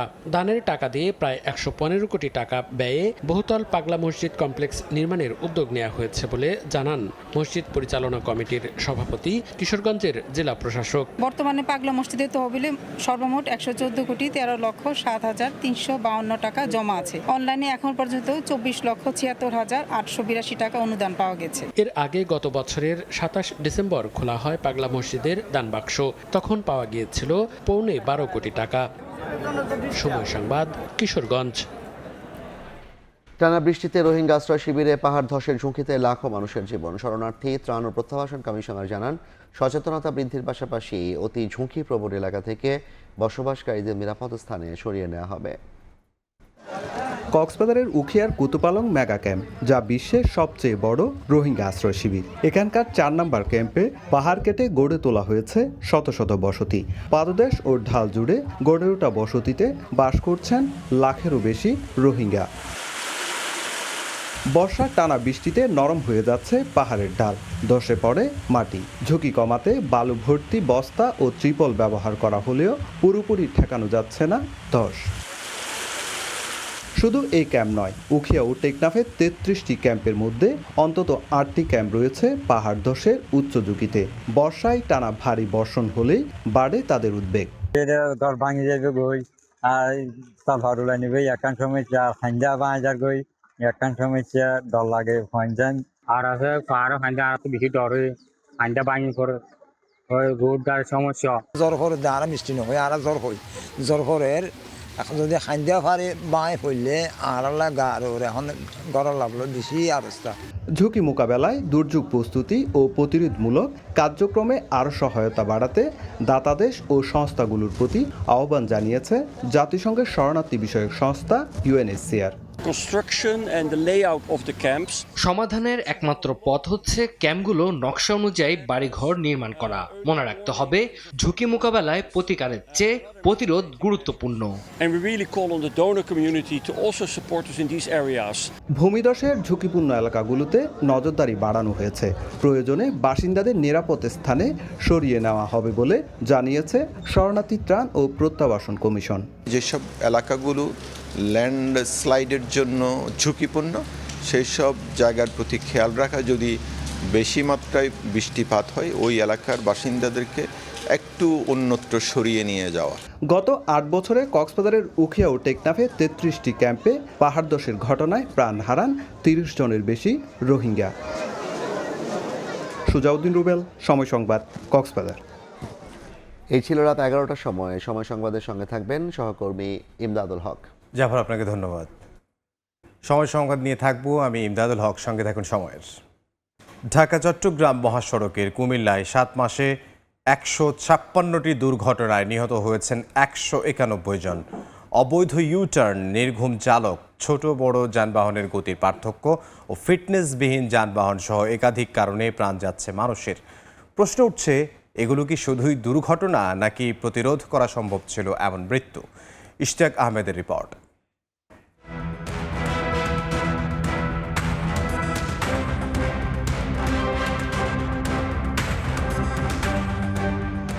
একটি খুন হলে দেশ জুড়ে শুরু হয় আলোচনা, অথচ সড়কে একের পর এক প্রাণ ঝরলেও কয়েকদিন পর সবকিছু যেন স্বাভাবিক। কেউ ফেরেন লাশ হয়ে, কেউ বেঁচে থাকেন আজীবনে পঙ্গুত্ব নিয়ে। গত 7 মাসে কুমিল্লার সড়কে প্রাণ গেছে 191 জনের। এইসব মৃত্যু কি শুধুই দুর্ঘটনা? ভৌগোলিক অবস্থানের কারণে দেশের দক্ষিণ পূর্বাঞ্চলের প্রবেশদ্বার কুমিল্লা। জেলার উপর দিয়ে গেছে ঢাকা চট্টগ্রাম জাতীয় মহাসড়ক, এছাড়া কুমিল্লা সিলেট আঞ্চলিক মহাসড়ক এবং চাঁদপুর, নোয়াখালী ও লক্ষ্মীপুরমুখী গুরুত্বপূর্ণ সড়কগুলোরও কেন্দ্রবিন্দু এই জেলা।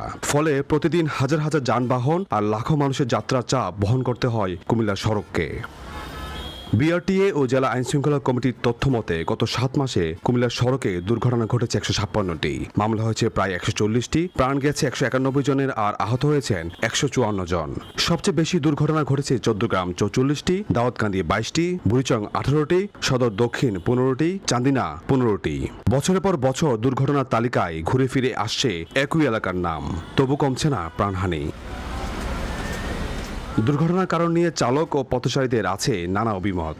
কাটা দিয়ে গাড়ি দম করে ঘুরিয়ে হঠাৎ করে গাড়ি ঘুরালেবার পরে হয়তো স্পিডে গাড়ি আছে, ব্রেক দিলে আর ব্রেকে কাজ হয়নি। একটা না হারা তো লাইট দিন 24 ঘন্টা গাড়ি চালান, এদের গাড়ি চালানো কোনো হিসাব কিতাব নাই। এই সমস্যার কারণে অ্যাক্সিডেন্টগুলো হয়। অটো মনে করেন আমগো গতি থেকে আসি, অটো মনে করেন আমগো স্পিডে চালাইতো, ওই ফাট করে রাস্তার মধ্যে ঘুরালায়, এই কারণে দুর্ঘটনাটা বেশি ঘটে। মহাসড়কে নিরাপদ যাতায়াত নিশ্চিত করার দায়িত্ব একক কোনো সংস্থার নয়। আইন প্রয়োগ করার কথা হাইওয়ে পুলিশের, চালক ও যানবাহনের মান নিশ্চিত করার কথা বিআরটিএর, আর নিরাপদ সড়ক অবকাঠামো গড়ে তোলার কথা সড়ক ও জনপথ বিভাগের। তবে একের পর এক দুর্ঘটনায় প্রশ্ন উঠছে, দায়িত্বপ্রাপ্ত সংস্থাগুলোর সমন্বিত কার্যক্রম কতটা কার্যকর। অথবা এই অবৈধ ডিভাইডার সহ আমাদের যদি সার্ভিস লাইনটা যদি হচ্ছে আমরা অতি দ্রুত যদি চালু করতে পারি, এই সড়ক দুর্ঘটনার মাত্রা কমে যাবে।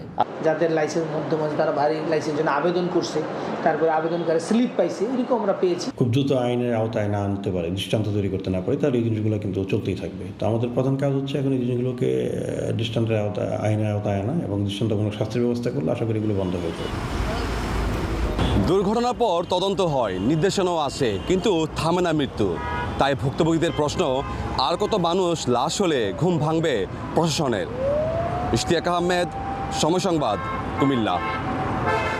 দীর্ঘ অপেক্ষার পর মোংলা নদীর ফেরি ঘাটে চালু হলো 24 ঘন্টার ফেরি সার্ভিস। আগে শুধু দিনের বেলা জোয়ারের সময় ফেরি চলাচল করলেও ড্রেজিংয়ের কারণে এখন থেকে সব সময় চলবে ফেরি। সেই সঙ্গে সংযোজন করা হয়েছে নতুন আরও একটি ফেরি। মাহমুদ হাসানকে সঙ্গে নিয়ে আবদুল্লাহ আল মামুন রুবেলের প্রতিবেদন, ছবি তুলেছেন আব্দুল হালিম। জোয়ারের অপেক্ষায় এখন আর ঘন্টার পর ঘন্টা ফেরিঘাটে অপেক্ষা করতে হবে না অ্যাম্বুলেন্স, পণ্যবাহী ট্রাক ও শত শত যাত্রীকে। মোংলা নদীতে ড্রেজিং করায় জোয়ারের পাশাপাশি ভাটার সময়ও চলবে ফেরি। শুধু তাই নয়, দিনের পাশাপাশি রাতেও সচল থাকবে ফেরি চলাচল। শনিবার সকালে ফেরি সংযোজন ও 24 ঘন্টার সার্ভিসের উদ্বোধন করেন বন, পরিবেশ ও জলবায়ু পরিবর্তন প্রতিমন্ত্রী ডক্টর শেখ ফরিদুল ইসলাম। ভবিষ্যতে এখানে একটি ঝুলন্ত সেতু নির্মাণের আশ্বাসও দেন তিনি। আগে 6 ঘন্টা চলতো, 6 ঘন্টা বন্ধ থাকতো। সেই জিনিসটাকে আমরা এখন বিরতিহীন 24 ঘন্টার জন্য চালু করলাম, যাতে এখানকার মানুষ আর কোনো টেনশন না করতে যে কখন ফেরি চলবে কখন চলবে না। আমরা যদি পরিকল্পনা করে কাজ করি তাহলে মনে করি যে আমাদের যতক্ষণ পর্যন্ত আমাদের সেতু না হচ্ছে ততক্ষণ পর্যন্ত এই দুর্ভোগের জায়গাটা আমরা কমিয়ে আনতে পারছি এবং মানুষ স্বস্তির জায়গা থাকছে। স্থানীয়দের আশা, নিরবচ্ছিন্ন ফেরি চলাচলে বন্দর, ব্যবসা বাণিজ্য ও মানুষের যাতায়াতে গতি ফিরবে। তবে এই সুবিধা ধরে রাখতে নিয়মিত নদী খনন ও ফেরি সেবা অব্যাহত রাখার দাবি তাদের। দক্ষিণ অঞ্চলের জন্য খুব উপকৃত হয়েছে আমাদের জনগণ। 3-4 ঘন্টা এমনকি 5 ঘন্টা এসে ফেরিঘাটে বসে আছি, আর এখন যদি 24 ঘন্টা চলে তাহলে আমাদের জন্য অনেক ভালো। সরকারের কাছে একটা অনুরোধ যে এখানে একটা ব্রিজ হোক, যেটা দিয়ে মানুষের একটা ভোগান্তি কমে। ফেরি চলাচলে নদীর নাব্য ধরে রাখতে প্রতি 2 মাস পর পর ড্রেজিংয়ের ঘোষণা দেয়া হয়েছে। আবদুল্লাহ আল মামুন রুবেল, সময় সংবাদ, মোংলা। ক্ষুদ্র ও অতি ক্ষুদ্র ব্যবসা প্রতিষ্ঠান ভ্যাটের আওতামুক্ত রাখার দাবি জানিয়েছে বাংলাদেশ দোকান মালিক সমিতি। শনিবার দুপুরে রাজধানীর মগবাজারে বাংলাদেশ দোকান মালিক সমিতির কার্যালয়ে আয়োজিত সংবাদ সম্মেলনে এই দাবি জানানো হয়। সমিতির দাবি, এ সিদ্ধান্তের ফলে সারা দেশের বিপুল সংখ্যক ব্যবসায়ী ভ্যাট আদায়কারী কর্মকর্তাদের হয়রানির শিকার হবেন। পাশাপাশি ক্ষুদ্র ও মাঝারি ব্যবসা খাতে চরম নৈরাজ্য সৃষ্টি হতে পারে। বাজেট পাস হওয়ার পর আগামী মাস থেকে মুদি দোকান, রেস্তোরাঁ সহ 16 ধরনের ব্যবসাকে মূল্য সংযোজন করের আওতায় আনার পরিকল্পনা নিয়েছে সরকার। সেই পরিপ্রেক্ষিতে দোকান মালিক সমিতি এই দাবি জানালো। একই সঙ্গে আয়কর আইনের 216 ধারাকে অসম্মানজনক ও নিপীড়নমূলক আখ্যা দিয়ে বাতিল করার দাবি জানান তারা। মাননীয় প্রধানমন্ত্রীর নিকট আমাদের দাবি, মুদি, মনিহারি, প্রসাধনী দোকান ও অতি ক্ষুদ্র ব্যবসায়ীদেরকে ভ্যাট ও করের আওতার বাইরে রাখা হোক, সেই সাথে কর আইন 2016 রহিত করা হোক। এরকম একটি আইন, যে আইনটি ব্রিটিশ আমলে ছিল, সেই আইনটি এখনও বিদ্যমান এবং সেই আইনের বলে এখন বাংলাদেশে হাজার হাজার ব্যবসায়ী, করদাতা, ভ্যাটদাতাকে হয়রানি করা হচ্ছে। এবং আপনি দেখবেন এই হয়রানির পিছনে মূল কারণ হচ্ছে শুধুমাত্র এক ধরনের আপোষ মীমাংসার জন্য। অতএব আমরা এই আইনটি বাতিল চাই। এবার ব্রাহ্মণবাড়িয়া পাটের বাম্পার ফলন হয়েছে, তবে ন্যায্য মূল্য পাওয়া নিয়ে শঙ্কায় কৃষক। তারা বলছেন প্রতি বছর উৎপাদন খরচ বাড়লেও দাম বাড়ছে না, তাই সরকারিভাবে মূল্য নির্ধারণের দাবি কৃষকের। হৃদয় পালেরন ক্যামেরায় উজ্জ্বল চক্রবর্তী রিপোর্ট। চলছে পাট কাটা, মারাই ও শুকানোর কাজ। গ্রামীণ জনপদে কৃষকের কর্মব্যস্ততা। বংশ পরম্পরায় পাট চাষ করেন ব্রাহ্মণবাড়িয়া অঞ্চলের চাষিরা। বলেন চলতি বছর আবহাওয়া অনুকূলে থাকায় ভালো ফলন হয়েছে। জানান প্রতি বছর উৎপাদন খরচ বাড়লেও বাড়েনি পাটের দাম। দালাল মধ্যস্বত্বভোগীদের হাত থেকে রক্ষার জন্য হাওড় অঞ্চলের পাট চাষিরা পাটের ন্যায্য মূল্য নির্ধারণের দাবি জানিয়েছেন।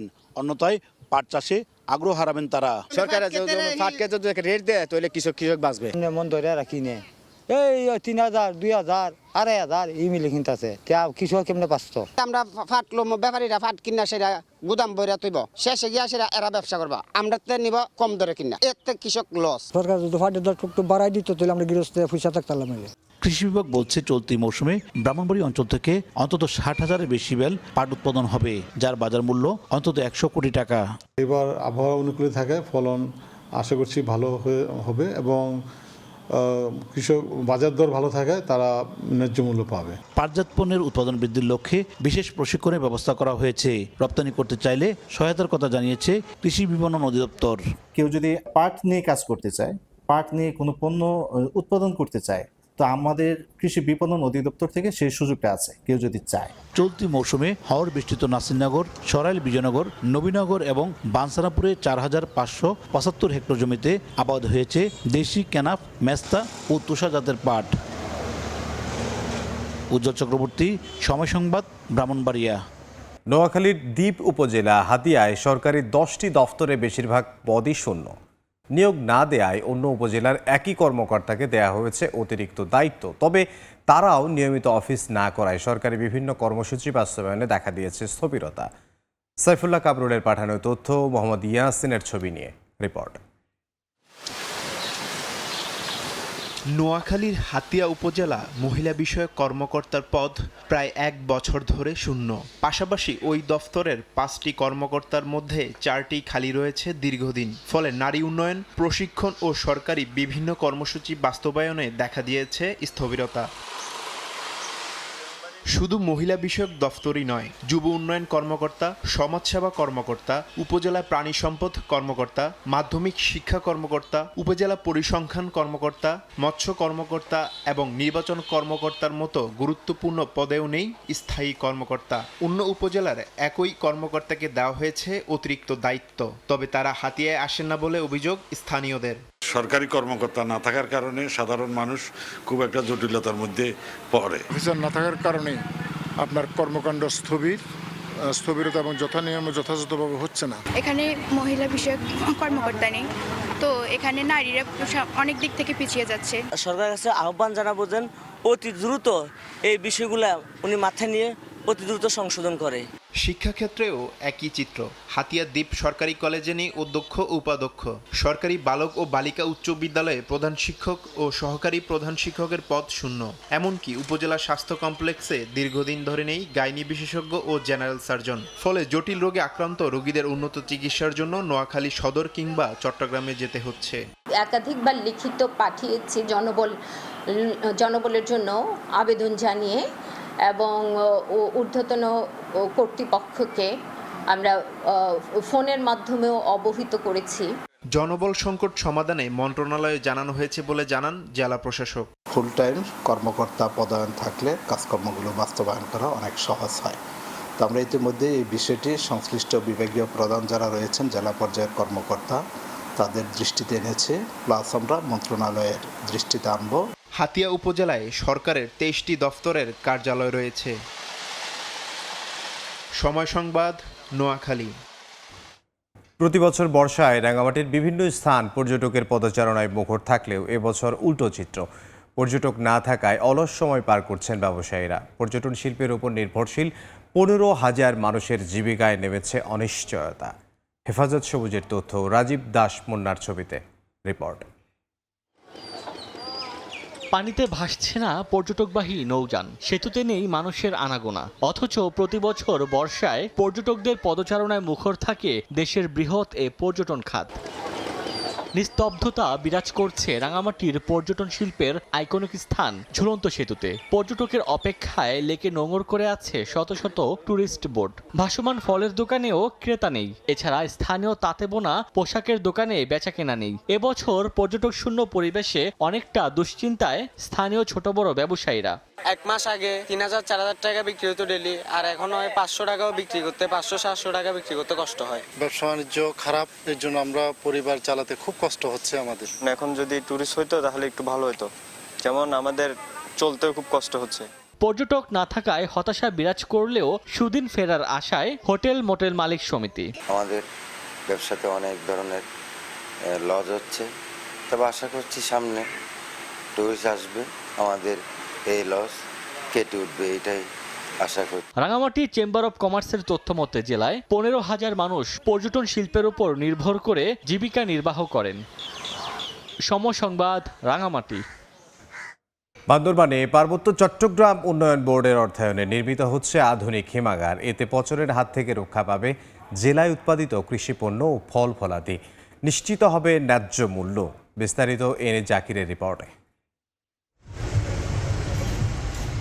ভবনের অবকাঠামো নির্মাণ শেষ, চলছে রং করা ও যন্ত্রপাতি স্থাপনের কাজ।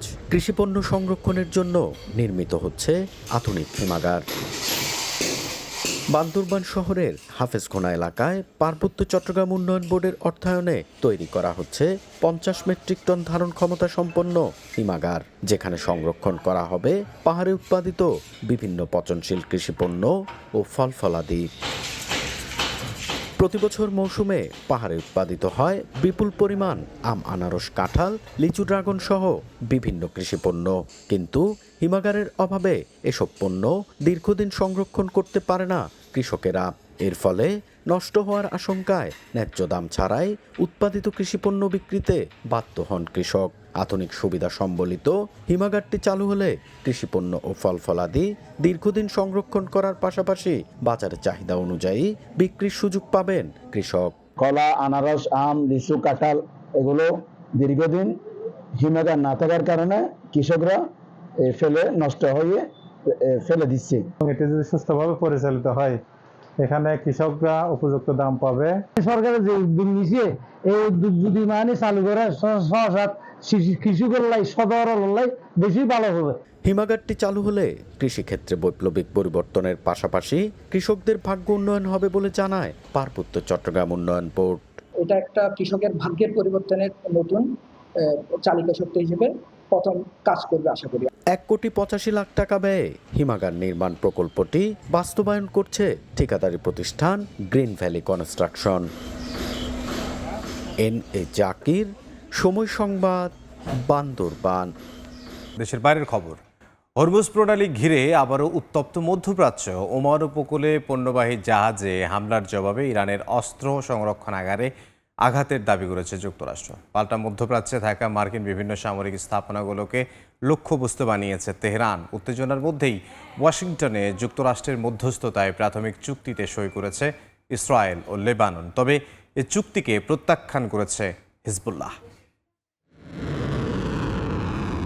হরমুজ প্রণালীতে পণ্যবাহী জাহাজে হামলার অভিযোগ তুলে ইরানের ক্ষেপণাস্ত্র, ড্রোন সংরক্ষণাগার ও উপকূলীয় রাডার স্থাপনায় আক্রমণ চালিয়েছে যুক্তরাষ্ট্র। হামলার পর ইরানের কেশম দ্বীপ ও সিরিক এলাকায় বিস্ফোরণের খবরও পাওয়া যায়। পাল্টা আইআরজিসি জানায়, উপসাগরীয় অঞ্চলে মার্কিন সামরিক স্থাপনাগুলো লক্ষ্যবস্তু করা হয়েছে। আবার হামলা হলে কঠোর জবাবের হুঁশিয়ারি দিয়েছে বাহিনীটি। মার্কিন প্রেসিডেন্ট জাহাজে হামলাকে সমঝোতা স্মারকের লঙ্ঘন বলে মন্তব্য করেছেন। ভাইস প্রেসিডেন্ট জেডি ভ্যান্স বলেন, সমঝোতা বাস্তবায়ন নিয়ে আপত্তি থাকলে আলোচনার পথ খোলা আছে, তবে হামলার জবাব সহিংসতার মাধ্যমেই দেয়া হবে বলেও সতর্ক করেন তিনি। অন্যদিকে আইআরজিসির অভিযোগ, যুক্তরাষ্ট্রই নিজেদের প্রতিশ্রুতি ভঙ্গ করেছে। এমন উত্তেজনার মধ্যেই ওয়াশিংটনে যুক্তরাষ্ট্রের মধ্যস্থতায় প্রাথমিক চুক্তিতে সই করেছে ইসরায়েল ও লেবানন। মার্কিন পররাষ্ট্রমন্ত্রী মার্কো রুবিওর উপস্থিতিতে দুই দেশের রাষ্ট্রদূত নথিতে স্বাক্ষর করেন। 14 দফার এই চুক্তিতে বলা হয়েছে, লেবাননের সেনাবাহিনী ধীরে ধীরে নিরাপত্তার পূর্ণ দায়িত্ব নেবে, সশস্ত্র গোষ্ঠীগুলো নিরস্ত্র করা হবে। এরপর ধাপে ধাপে লেবাননের ভূখণ্ড থেকে ইসরায়েলি বাহিনী সরিয়ে নেবে তেল আবিব। একই সঙ্গে লেবানন পুনর্গঠনে মানবিক ও আর্থিক সহায়তার প্রতিশ্রুতিও দিয়েছে যুক্তরাষ্ট্র। তবে চুক্তি ঘিরে মতভেদও স্পষ্ট। ইসরায়েলি প্রধানমন্ত্রী নেতানিয়াহু বলেছেন, হিজবুল্লাহ নিরস্ত্র না হওয়া পর্যন্ত তাদের সেনারা লেবানন ছাড়বে না। অন্যদিকে হিজবুল্লাহ চুক্তি প্রত্যাখ্যান করে জানিয়েছে, ইসরায়েল পুরোপুরি সরে না যাওয়া পর্যন্ত তারা অস্ত্র ছাড়বে না। তাই মধ্যপ্রাচ্যে স্থায়ী শান্তির পথ এখনও কঠিন বলেই মনে করছেন বিশ্লেষকরা। নাদিম মারজান, সময় সংবাদ। ভূমিকম্পে বিধ্বস্ত ভেনেজুয়েলায় নিহতের সংখ্যা 1430 জনে দাঁড়িয়েছে। এখনও নিখোঁজ 50,000-এর বেশি মানুষ। হারানো স্বজনদের খোঁজে নিজেরাই নেমে পড়েছেন উদ্ধার কাজে। বিভিন্ন দেশ সহায়তার হাত বাড়িয়ে দিলেও সময়ের সঙ্গে সঙ্গে কমছে ধ্বংসস্তূপের নিচে আটকে পড়াদের বেঁচে থাকার সম্ভাবনা। দেশটিতে নতুন করে 4.9 মাত্রার ভূমিকম্প বাড়িয়েছে আতঙ্ক। এর মধ্যেই বিভিন্ন স্থানে লুটপাটের খবরও পাওয়া গেছে। ভূমিকম্পে ধসে পড়া ভবনের নিচে চাপা পড়ে আছেন মা আর ছোট্ট ভাই। তাদের খুঁজে পেতে ঘন্টার পর ঘন্টা কোদাল হাতে ধ্বংসাবশেষ সরিয়ে চলছেন সিমন মেদিনা। এমন হাজারো স্বজনের অপেক্ষা আর উৎকণ্ঠার মধ্যেই ভেনেজুয়েলায় হুহু করে বাড়ছে নিহতের সংখ্যা। আহত হয়েছেন কয়েক হাজার, নিখোঁজের সংখ্যা ছাড়িয়েছে 50,000। আমি আমার মা আর ছোট ভাইকে খুঁজছি, অন্তত তাদের কোনো চিহ্ন যদি পাওয়া যায়, এমনকি তাদের কোনো জিনিসপত্র বা কাগজপত্র পেলেও সেটাই আমাদের জন্য অনেক হবে। ভূমিকম্পে সবচেয়ে ক্ষতিগ্রস্ত হয়েছে লা গুয়াইরা অঞ্চল। এখানে এ পর্যন্ত 200-এরও বেশি মানুষকে জীবিত উদ্ধার করা হয়েছে। অন্তর্বর্তীকালীন প্রেসিডেন্ট ডেলসি রদ্রিগেজ জানান, ভূমিকম্পের পর 200-এরও বেশি আফটার শক অনুভূত হয়েছে, যা উদ্ধার কাজকে আরও ঝুঁকিপূর্ণ ও জটিল করে তুলছে। আমরা এল সালভাদরের উদ্ধারকারী দলকে 7 ভাগে ভাগ করেছি। সবগুলো দল একসঙ্গে কাজ করছে। কুকুর সহ অনুসন্ধান ইউনিট এবং ড্রোন কাজ করছে। পাশাপাশি হাসপাতালগুলোতেও সহায়তা জোরদারের পরিকল্পনা রয়েছে। সেজন্য 9 টন ওষুধ পাঠানো হচ্ছে। স্বাস্থ্য খাতের সঙ্গে সমন্বয় করে আমরা কাজ করছি। আমাদের সঙ্গে চিকিৎসক, নার্স এবং প্যারামেডিকরাও রয়েছেন। উদ্ধার তৎপরতায় এরই মধ্যে যোগ দিয়েছে বিভিন্ন দেশ। দেওয়া হচ্ছে বিপুল পরিমাণ সহায়তা। উদ্ধারকারী দল, প্রশিক্ষিত অনুসন্ধানী কুকুর, ড্রোন ও জরুরি সরঞ্জাম পাঠিয়েছে যুক্তরাজ্য, যুক্তরাষ্ট্র, নেদারল্যান্ডস, মেক্সিকো ও সুইজারল্যান্ড। যুদ্ধ জাহাজ পরিবহন, বিমান মোতায়েনের পাশাপাশি 15 কোটি মার্কিন ডলারের সহায়তা ঘোষণা করেছে ওয়াশিংটন। এদিকে ভূমিকম্পে ধ্বংসস্তূপে পরিণত হওয়া এলাকাগুলোয় লুটপাটের খবর পাওয়া গেছে। লা গুয়াইরার কাচিয়ালামার এলাকায় ক্ষতিগ্রস্ত দোকান, গুদাম, সুপারমার্কেটে ঢুকে খাবার, পানি ও পোশাক নিয়ে যেতে দেখা গেছে বহু মানুষকে। ইশিতা আক্তার, সময় সংবাদ। স্পেনে তীব্র দাবদাহে গেল এক সপ্তাহে 327 জনের মৃত্যু হয়েছে। এই সংখ্যা আরও বাড়তে পারে বলে আশঙ্কা করা হচ্ছে। ফ্রান্স, জার্মানি ও বেলজিয়ামেও গরমে বিপর্যস্ত হয়ে পড়েছে জনজীবন। বিভিন্ন স্থানে কনসার্ট সহ জনসমাগম হয় এমন আয়োজন বাতিল করা হয়েছে। চলমান দাবদাহ আরও অন্তত 2 সপ্তাহ থাকতে পারে বলে সতর্ক করেছে বিশ্ব আবহাওয়া সংস্থা। ইউরোপ জুড়ে তীব্র তাপদাহে বিপর্যস্ত হয়ে পড়েছে জনজীবন। তবে সবচেয়ে ভয়াবহ পরিস্থিতি স্পেনের। গত 21 জুন থেকে গরমজনিত নানা কারণে দেশটির 3 শতাধিক মানুষের মৃত্যু হয়েছে। অনেকে শারীরিক জটিলতায় অসুস্থ হয়ে হাসপাতালে ভর্তি আছেন। বিশেষজ্ঞরা বলছেন, এ বছরের জুন মাস দেশটির ইতিহাসের সবচেয়ে উষ্ণ সময়গুলোর একটি। গরমে উদ্বেগজনক পরিস্থিতি ফ্রান্সেও। পশ্চিমাঞ্চলের একটি শহরের তাপমাত্রা উঠেছে 43.8 ডিগ্রি সেলসিয়াসে। গরম থেকে বাঁচতে নদী খালে নেমে গত এক সপ্তাহে ডুবে মারা গেছেন বেশ কয়েকজন। একই সময়ে জার্মানির সারব্রুকেনে 41.3 ডিগ্রি সেলসিয়াস তাপমাত্রা রেকর্ড করা হয়েছে, যা দেশটির ইতিহাসে সর্বোচ্চ। গবেষণায় দেখা গেছে, তাপমাত্রা বেশি থাকলে মানুষের মধ্যে রাগ, আক্রমণাত্মক আচরণ, সড়কে উত্তেজনা ও সহিংসতার ঘটনা বেড়ে যায়। এমনকি মানসিক স্বাস্থ্যজনিত সমস্যায় জরুরি বিভাগে যাওয়া রোগীর সংখ্যাও বাড়ে। অন্যদিকে বেলজিয়াম, নেদারল্যান্ডস ও সুইজারল্যান্ডেও চরম গরমে জারি করা হয়েছে রেড অ্যালার্ট। কয়েকটি স্থানে কনসার্ট সহ জনসমাগমের অনুষ্ঠান বাতিল করা হয়েছে।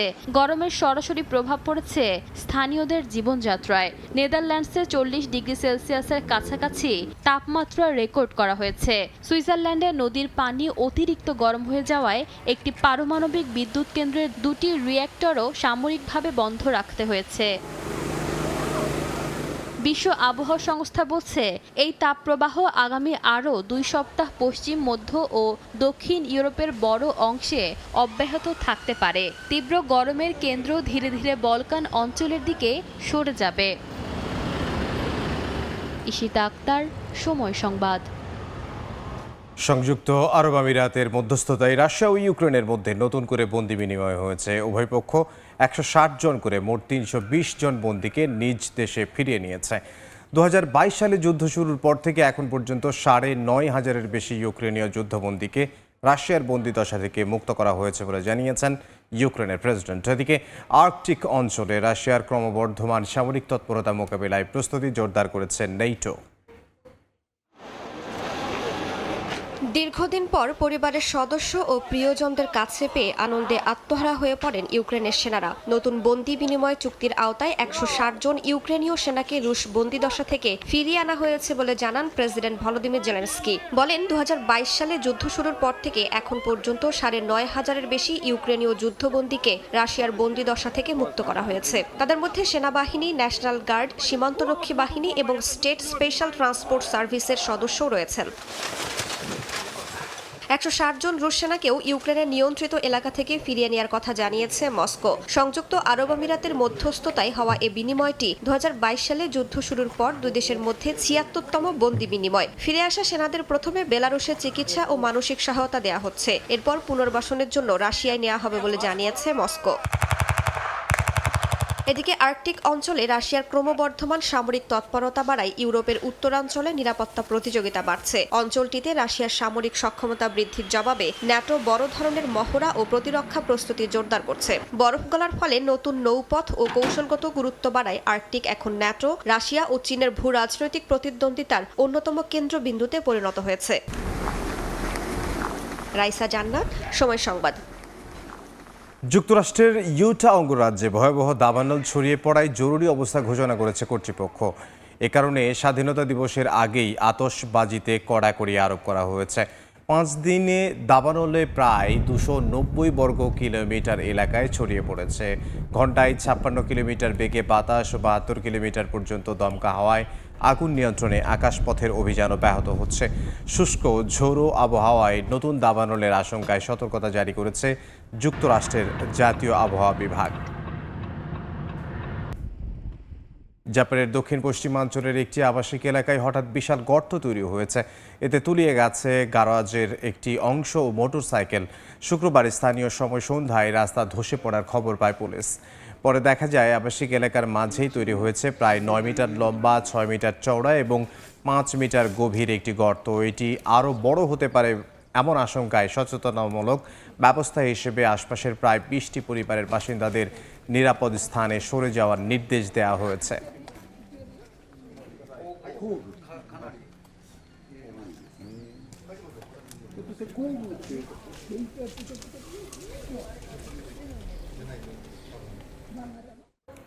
আবারও ফিফা বিশ্বকাপের খবর জানাবো। লিওনেল মেসির ওপর কোনো চাপ নেই, একেবারে নির্ভর হয়ে খেলছেন খোদে জাদুকর। এবারের বিশ্বকাপেও তার জন্য সর্বোচ্চটুকু উজাড় করে দেবেন সতীর্থরা, এমনটাই বলছেন Argentine defender Nicolas Tagliafico. Bangladeshi সমর্থকদেরও ভালোবাসা জানিয়েছেন বিশ্বকাপ জয়ী এই তারকা। বিস্তারিত জানাচ্ছেন এস এম ইকবাল। দাঁড়িয়ে আছি AT&T স্টেডিয়ামের অফিসিয়াল প্রেস কনফারেন্স রুমে। লিওনেল স্ক্যালোনির পর এই প্রেস কনফারেন্স রুমে কথা বলে গেছেন Argentine left back Nicolas Tagliafico. তার কাছে জানতে চেয়েছিলাম বাংলাদেশে প্রায় 80 থেকে 90 মিলিয়ন সাপোর্টার রয়েছে যারা আর্জেন্টিনাকে সাপোর্ট করে। এই বিষয় হচ্ছে আসলে তার অভিব্যক্তি কি, যদিও সেটা অন ক্যামেরায় তিনি বলেননি, তবে তিনি সাধুবাদ বা শুভকামনা জানিয়েছেন বাংলাদেশকে। প্রথম 2 ম্যাচে তারা জয় তুলে নিয়েছে, পরের যে ম্যাচটি রয়েছে গ্রুপ পর্বের শেষ ম্যাচেও তারা জয় তুলে নিতে চায়। লিওনেল মেসির পাশাপাশি এই দলের অন্যতম সিনিয়র ফুটবলার হচ্ছে নিকোলাস তালিয়াফিকো। মেসির সঙ্গে খেলা সবসময় আনন্দের, এটা আমি দারুণ উপভোগ করি। এটা ঠিক, দলে তার মতো আমিও সিনিয়র, তাই দায়িত্বটা আমাদের অনেক বেশি থাকে। আশা করছি এটা ঠিকভাবে পালন করব। 2022 বিশ্বকাপে যে চাপটি ছিল সেই চাপ এখন আর নেই, তিনি আসলে খেলাটা উপভোগ করছেন এবং তার টিমমেট যারা আছে তারা সবাই মিলে আসলে লিওনেল মেসিকে সাপোর্ট করার জন্য যে শতভাগ উজাড় করে দিয়ে খেলে থাকেন। সবাই বলে মেসির ওপর অনেক চাপ, আমি তেমনটা মনে করি না। আমরা সবাই তাকে নির্ভর রাখার চেষ্টা করি, কারণ সে আর্জেন্টিনার জন্য অনেক করেছে। এবার আমাদের দায়িত্ব। জর্ডানের বিপক্ষে এই ম্যাচে একাদশে বেশ কিছু পরিবর্তন আসছে। সেন্টার ব্যাকে ক্রিস্টিয়ান রোমেরো তিনি ব্যথা পেয়েছেন এবং লিসান্দ্রো মার্তিনেজ তাকেও বিশ্রাম দেওয়া হয়েছে। এই দুটো জায়গায় পরিবর্তন আসছে। নিকোলাস ওতামেন্ডি তিনি খেলছেন, এটা প্রায় শতভাগ নিশ্চিত। একই সঙ্গে অভিষেক হচ্ছে, অর্থাৎ বিশ্বকাপে অভিষেক হতে যাচ্ছে মার্কোস সেনেসিস। রাইট ব্যাকে আবারও গনসালো মন্টিয়েল ফিরে আসছেন এবং লেফট ব্যাকে তালিয়াফিকো তিনি খেলছেন, এটা মোটামুটি নিশ্চিত। এবং মিডফিল্ড পজিশনে এনজো ফার্নান্দেস, ম্যাক অ্যালিস্টার এবং রদ্রিগো ডে পল তারা হয়তোবা স্টার্টিং 11-এ থাকবেন। তবে অন্যান্য যে ফুটবলার যারা রয়েছেন তারা কিন্তু আজকে বা জর্ডানের বিপক্ষে ম্যাচে গেম টাইম পাবেন, এই আভাস নিকোলাস ওতামেন্ডি এবং হচ্ছে লিওনেল স্ক্যালোনি দুজনেই দিয়ে গেছেন। এবং একই সঙ্গে ফরওয়ার্ড লাইনে লিওনেল মেসি যেহেতু থাকছেন না, সুতরাং নতুন কারো যে অভিষেক হচ্ছে সেটা প্রায় শতভাগ নিশ্চিত। AT&T স্টেডিয়াম থেকে এস এম ইকবাল, সময় সংবাদ, ডালাস, যুক্তরাষ্ট্র। গ্রুপ পর্বের শেষ ম্যাচে মুখোমুখি হবে পর্তুগাল ও কলম্বিয়া। হাই ভোল্টেজ ম্যাচ সামনে রেখে অনুশীলন করেছে পর্তুগাল দল। নকআউট পর্ব নিশ্চিত হলেও কলম্বিয়াকে হারিয়ে গ্রুপ সেরা হয়ে নকআউটে পা রাখতে চায় ক্রিস্টিয়ানো রোনালদোর দল। মায়ামিতে ম্যাচ শুরু হবে বাংলাদেশ সময় ভোর 5:30টায়। মায়ামি থেকে সে খবর জানাচ্ছেন সাজিদ মুস্তাহিদ। স্মরণকালের অন্যতম ভয়াবহ ভূমিকম্পের সাক্ষী হয়েছে ভেনেজুয়েলা। ধ্বংসস্তূপে পরিণত হয়েছে পুরো দেশ। নিহতের সংখ্যা প্রায় 1000 স্পর্শ করছে। এমন মর্মান্তিক ঘটনা ছুঁয়ে গেছে পর্তুগাল ফুটবল দলকেও। অনুশীলন শুরুর আগে নিহতদের প্রতি শোক জানিয়ে নীরবতা পালন করে ক্রিস্টিয়ানো রোনালদোর দল। গ্রুপ পর্বের শেষ ম্যাচে পর্তুগালের প্রতিপক্ষ উঠতে থাকা কলম্বিয়া। গ্রুপ চ্যাম্পিয়ন হতে এ ম্যাচ জিততেই হবে CR7-এর দলকে। প্রথম ম্যাচে DR কঙ্গোর বিপক্ষে গোলশূন্য ড্রয়ের পর সমালোচনার তীর ছুটে আসে রোনালদোর দিকে, কিন্তু কিংবদন্তিরা তো জবাব দেন মাঠেই। উজবেকিস্তানের বিপক্ষে জোড়া গোলে দলকে জয়ের সঙ্গে নিজেও স্পর্শ করেছেন মাইলফলক। দুর্দান্ত জয়ের পর অনুশীলনে চনমনে ছিল রোনালদো সহ পুরো পর্তুগাল দল। কলম্বিয়ার বিপক্ষে একাদশ নিয়ে খুব একটা পরীক্ষা নিরীক্ষা করতে চান না কোচ রবার্তো মার্টিনেজ। রোনালদোর সঙ্গে আক্রমণে থাকবেন ওয়াও ফেলিক্স, বেঞ্চে আছেন বার্নার্দো সিলভা ও রাফায়েল লেয়াওরা। প্রয়োজনে ম্যাচের গতিপথ বদলে দেওয়ার সামর্থ্য আছে যাদের। উজবেকিস্তানের বিপক্ষে জয় পাওয়া একাদশেই ভরসা রাখছেন রবার্তো মার্টিনেজ। তবে কলম্বিয়া দলের সক্ষমতা জানা আছে বলেই সতর্ক কোচ। কলম্বিয়ার আসল শক্তি তাদের শারীরিক সক্ষমতা এবং লড়াকু মানসিকতা।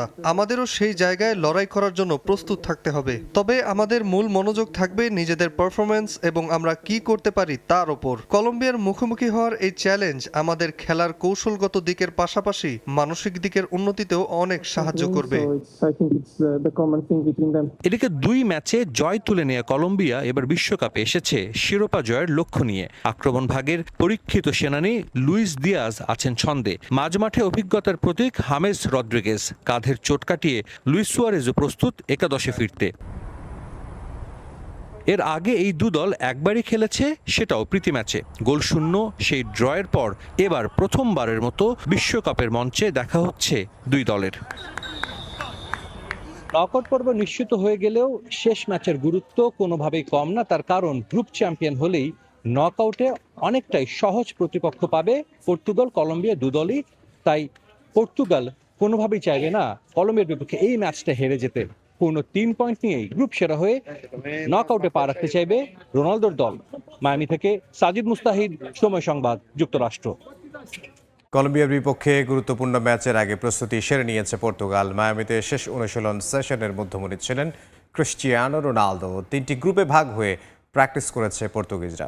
গ্রুপ চ্যাম্পিয়ন হওয়ার লক্ষ্যে পরিকল্পনা সাজাচ্ছেন কোচ রবার্তো মার্টিনেজ। মায়ামি থেকে সাজিদ মুস্তাহিদের আরও একটি রিপোর্ট। আমার ঠিক পেছনে অনুশীলন শুরু করেছে পর্তুগাল ফুটবল দল। এই অনুশীলন সেশনে কিন্তু সবার আগ্রহের কেন্দ্রে আছেন একজন ক্রিস্টিয়ানো রোনালদো।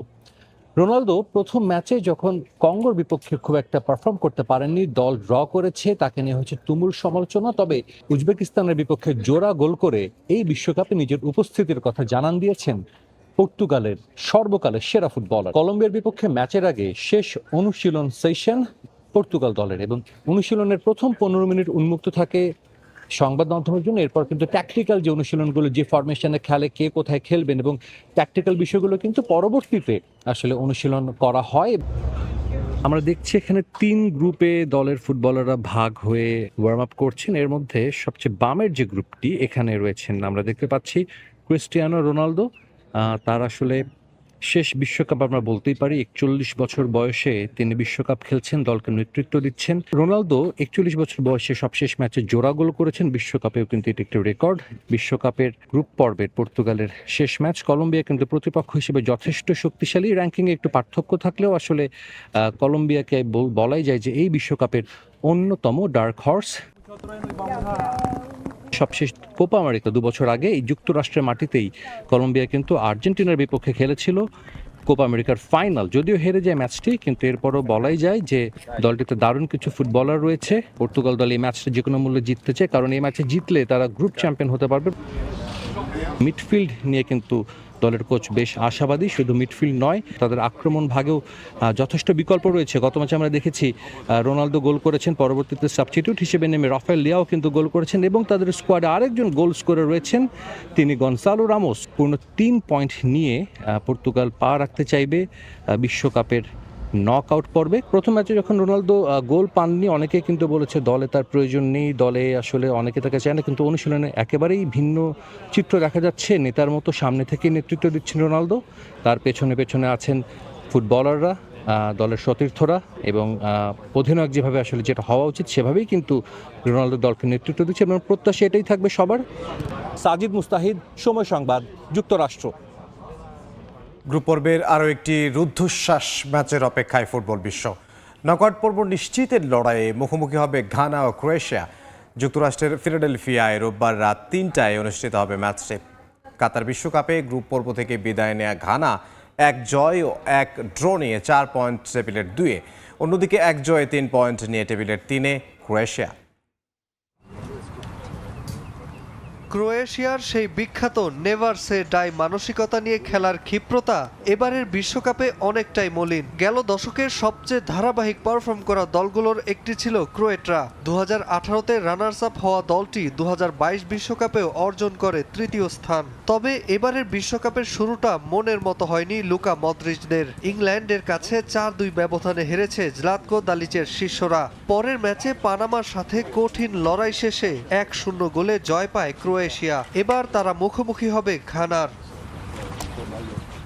পয়েন্ট টেবিলে ক্রোয়েশিয়ার চেয়ে সুবিধাজনক অবস্থায় আছে ঘানা। হারলে নকআউট পর্ব কঠিন হয়ে পড়বে ক্রোয়েশিয়ার। পঞ্চম বিশ্বকাপ খেলতে নামা ক্রোয়েট লিজেন্ড লুকা মদ্রিচের শেষ বিশ্বকাপ এটি। ইভান পেরিসিচ, কোভাচিচ, ক্রামারিচদের সাথে নিয়ে তাই অধরা বিশ্বকাপ জয়ের লক্ষ্যেই দৃঢ়ভাবে অটল ব্লেজার্স। ঘানার বিপক্ষে ম্যাচে দলের সব খেলোয়াড়ই পুরোপুরি ফিট থাকলেও একাদশে থাকতে পারে বেশ কয়েকটি পরিবর্তন। পিটার মোসা, জস্কো গভারদিওলকে বসিয়ে বেঞ্চের খেলোয়াড়দের বাজিয়ে দেখতে পারেন কোচ দালিচ।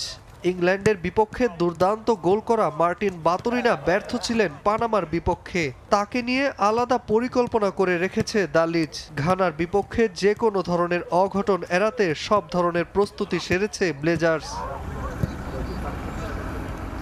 এদিকে ফিফা র্যাঙ্কিংয়ে ক্রোয়েশিয়ার চেয়ে বেশ পিছিয়ে থাকা ঘানার জন্য বড় পরীক্ষার ম্যাচ এটি। প্রথম ম্যাচে পানামার সাথে 1-0-তে ম্যাচ জয়ের পর ইংল্যান্ডের সাথে চমক দেখায় ঘানা। শক্তিশালী হ্যারি কেনের দলের সাথে 0-0 গোলে ড্র করে কার্লোস কুইরোজের শিষ্যরা। ঘানার জালে 19টি শট নিয়েও গোল করতে পারেনি ইংল্যান্ড। অন্যদিকে ঘানার আক্রমণ ভাগও সেদিন ঘাম ছড়িয়ে দিয়েছিল ইংল্যান্ডের গোলরক্ষকের। একটা ড্র হলেই ঘানার জন্য নিশ্চিত হবে নকআউট পর্ব। আগের 2 ম্যাচে সফলতা পাওয়ায় অপরিবর্তিত একাদশ নিয়েই মাঠে নামতে পারে ঘানা। নাজমুল হাসান পুলক, সময় সংবাদ। ক্রীড়াবিদদের সুযোগ সুবিধা নিশ্চিত করতে পারলে বিশ্ব ক্রীড়াঙ্গনে তারা সফলতা লাভ করতে সক্ষম হবে বলে মন্তব্য করেছেন বাংলাদেশ অলিম্পিক অ্যাসোসিয়েশনের সভাপতি ও সেনাবাহিনীর প্রধান জেনারেল ওয়াকারুজ্জামান। শনিবার সকালে রাজধানীর আর্মি স্টেডিয়ামে অলিম্পিক ডে 2026 উপলক্ষে আয়োজিত র্যালির উদ্বোধনী অনুষ্ঠানে কথা বলেন তিনি। জাতীয় পতাকা উত্তোলনের মধ্য দিয়ে শুরু হয় আনুষ্ঠানিকতা। সকাল 7টায় শুরু হয় র্যালিটি আর্মি স্টেডিয়াম থেকে শুরু হয়ে স্টাফ রোড ঘুরে আবারও স্টেডিয়ামে এসে শেষ হয়। পরে বিভিন্ন প্রতিষ্ঠানের শিক্ষার্থীদের অংশগ্রহণে নানা রকমের ডিসপ্লে হয়। উপস্থিত অলিম্পিয়ানদের মাঝে বিশেষ সম্মাননা ও সনদ তুলে দেন সেনাপ্রধান।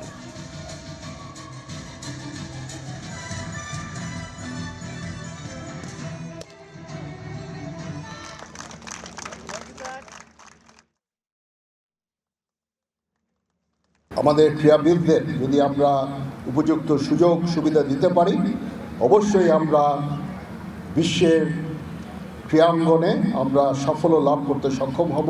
যদি আমরা চেষ্টা করি, পরিশ্রম করি, যে কোনো অসাধ্য সাধন করতে আমরা সক্ষম হব। এই মতকে সামনে নিয়ে আমরা আমাদের ক্রীড়াঙ্গনকে এগিয়ে নিয়ে যেতে চাই। আমাদের ক্রীড়াঙ্গনের বিভিন্ন ফেডারেশনগুলো তারা যেন বিভিন্ন ফ্যাসিলিটি পায়, সেদিকে আমাদের খেয়াল রাখতে হবে। এ পর্যায়ে শীর্ষ সংবাদগুলো জানিয়ে দিচ্ছে আরও একবার।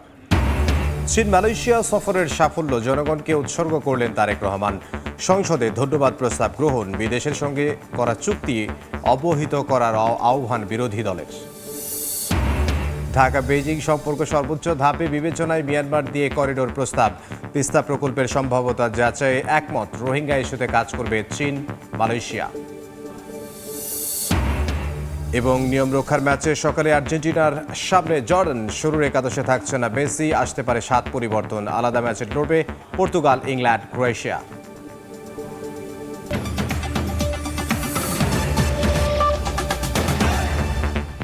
এই ছিল সময় সংবাদে। বিশ্বকাপ ফুটবলের মহাযজ্ঞ সরাসরি সম্প্রচার করছে সময় টেলিভিশন। দেখতে চোখ রাখুন সময়ের পর্দায়। এরপর প্রবাসের সময় নিয়ে আসছে কিছুক্ষণ পর। সঙ্গে থাকুন সময়।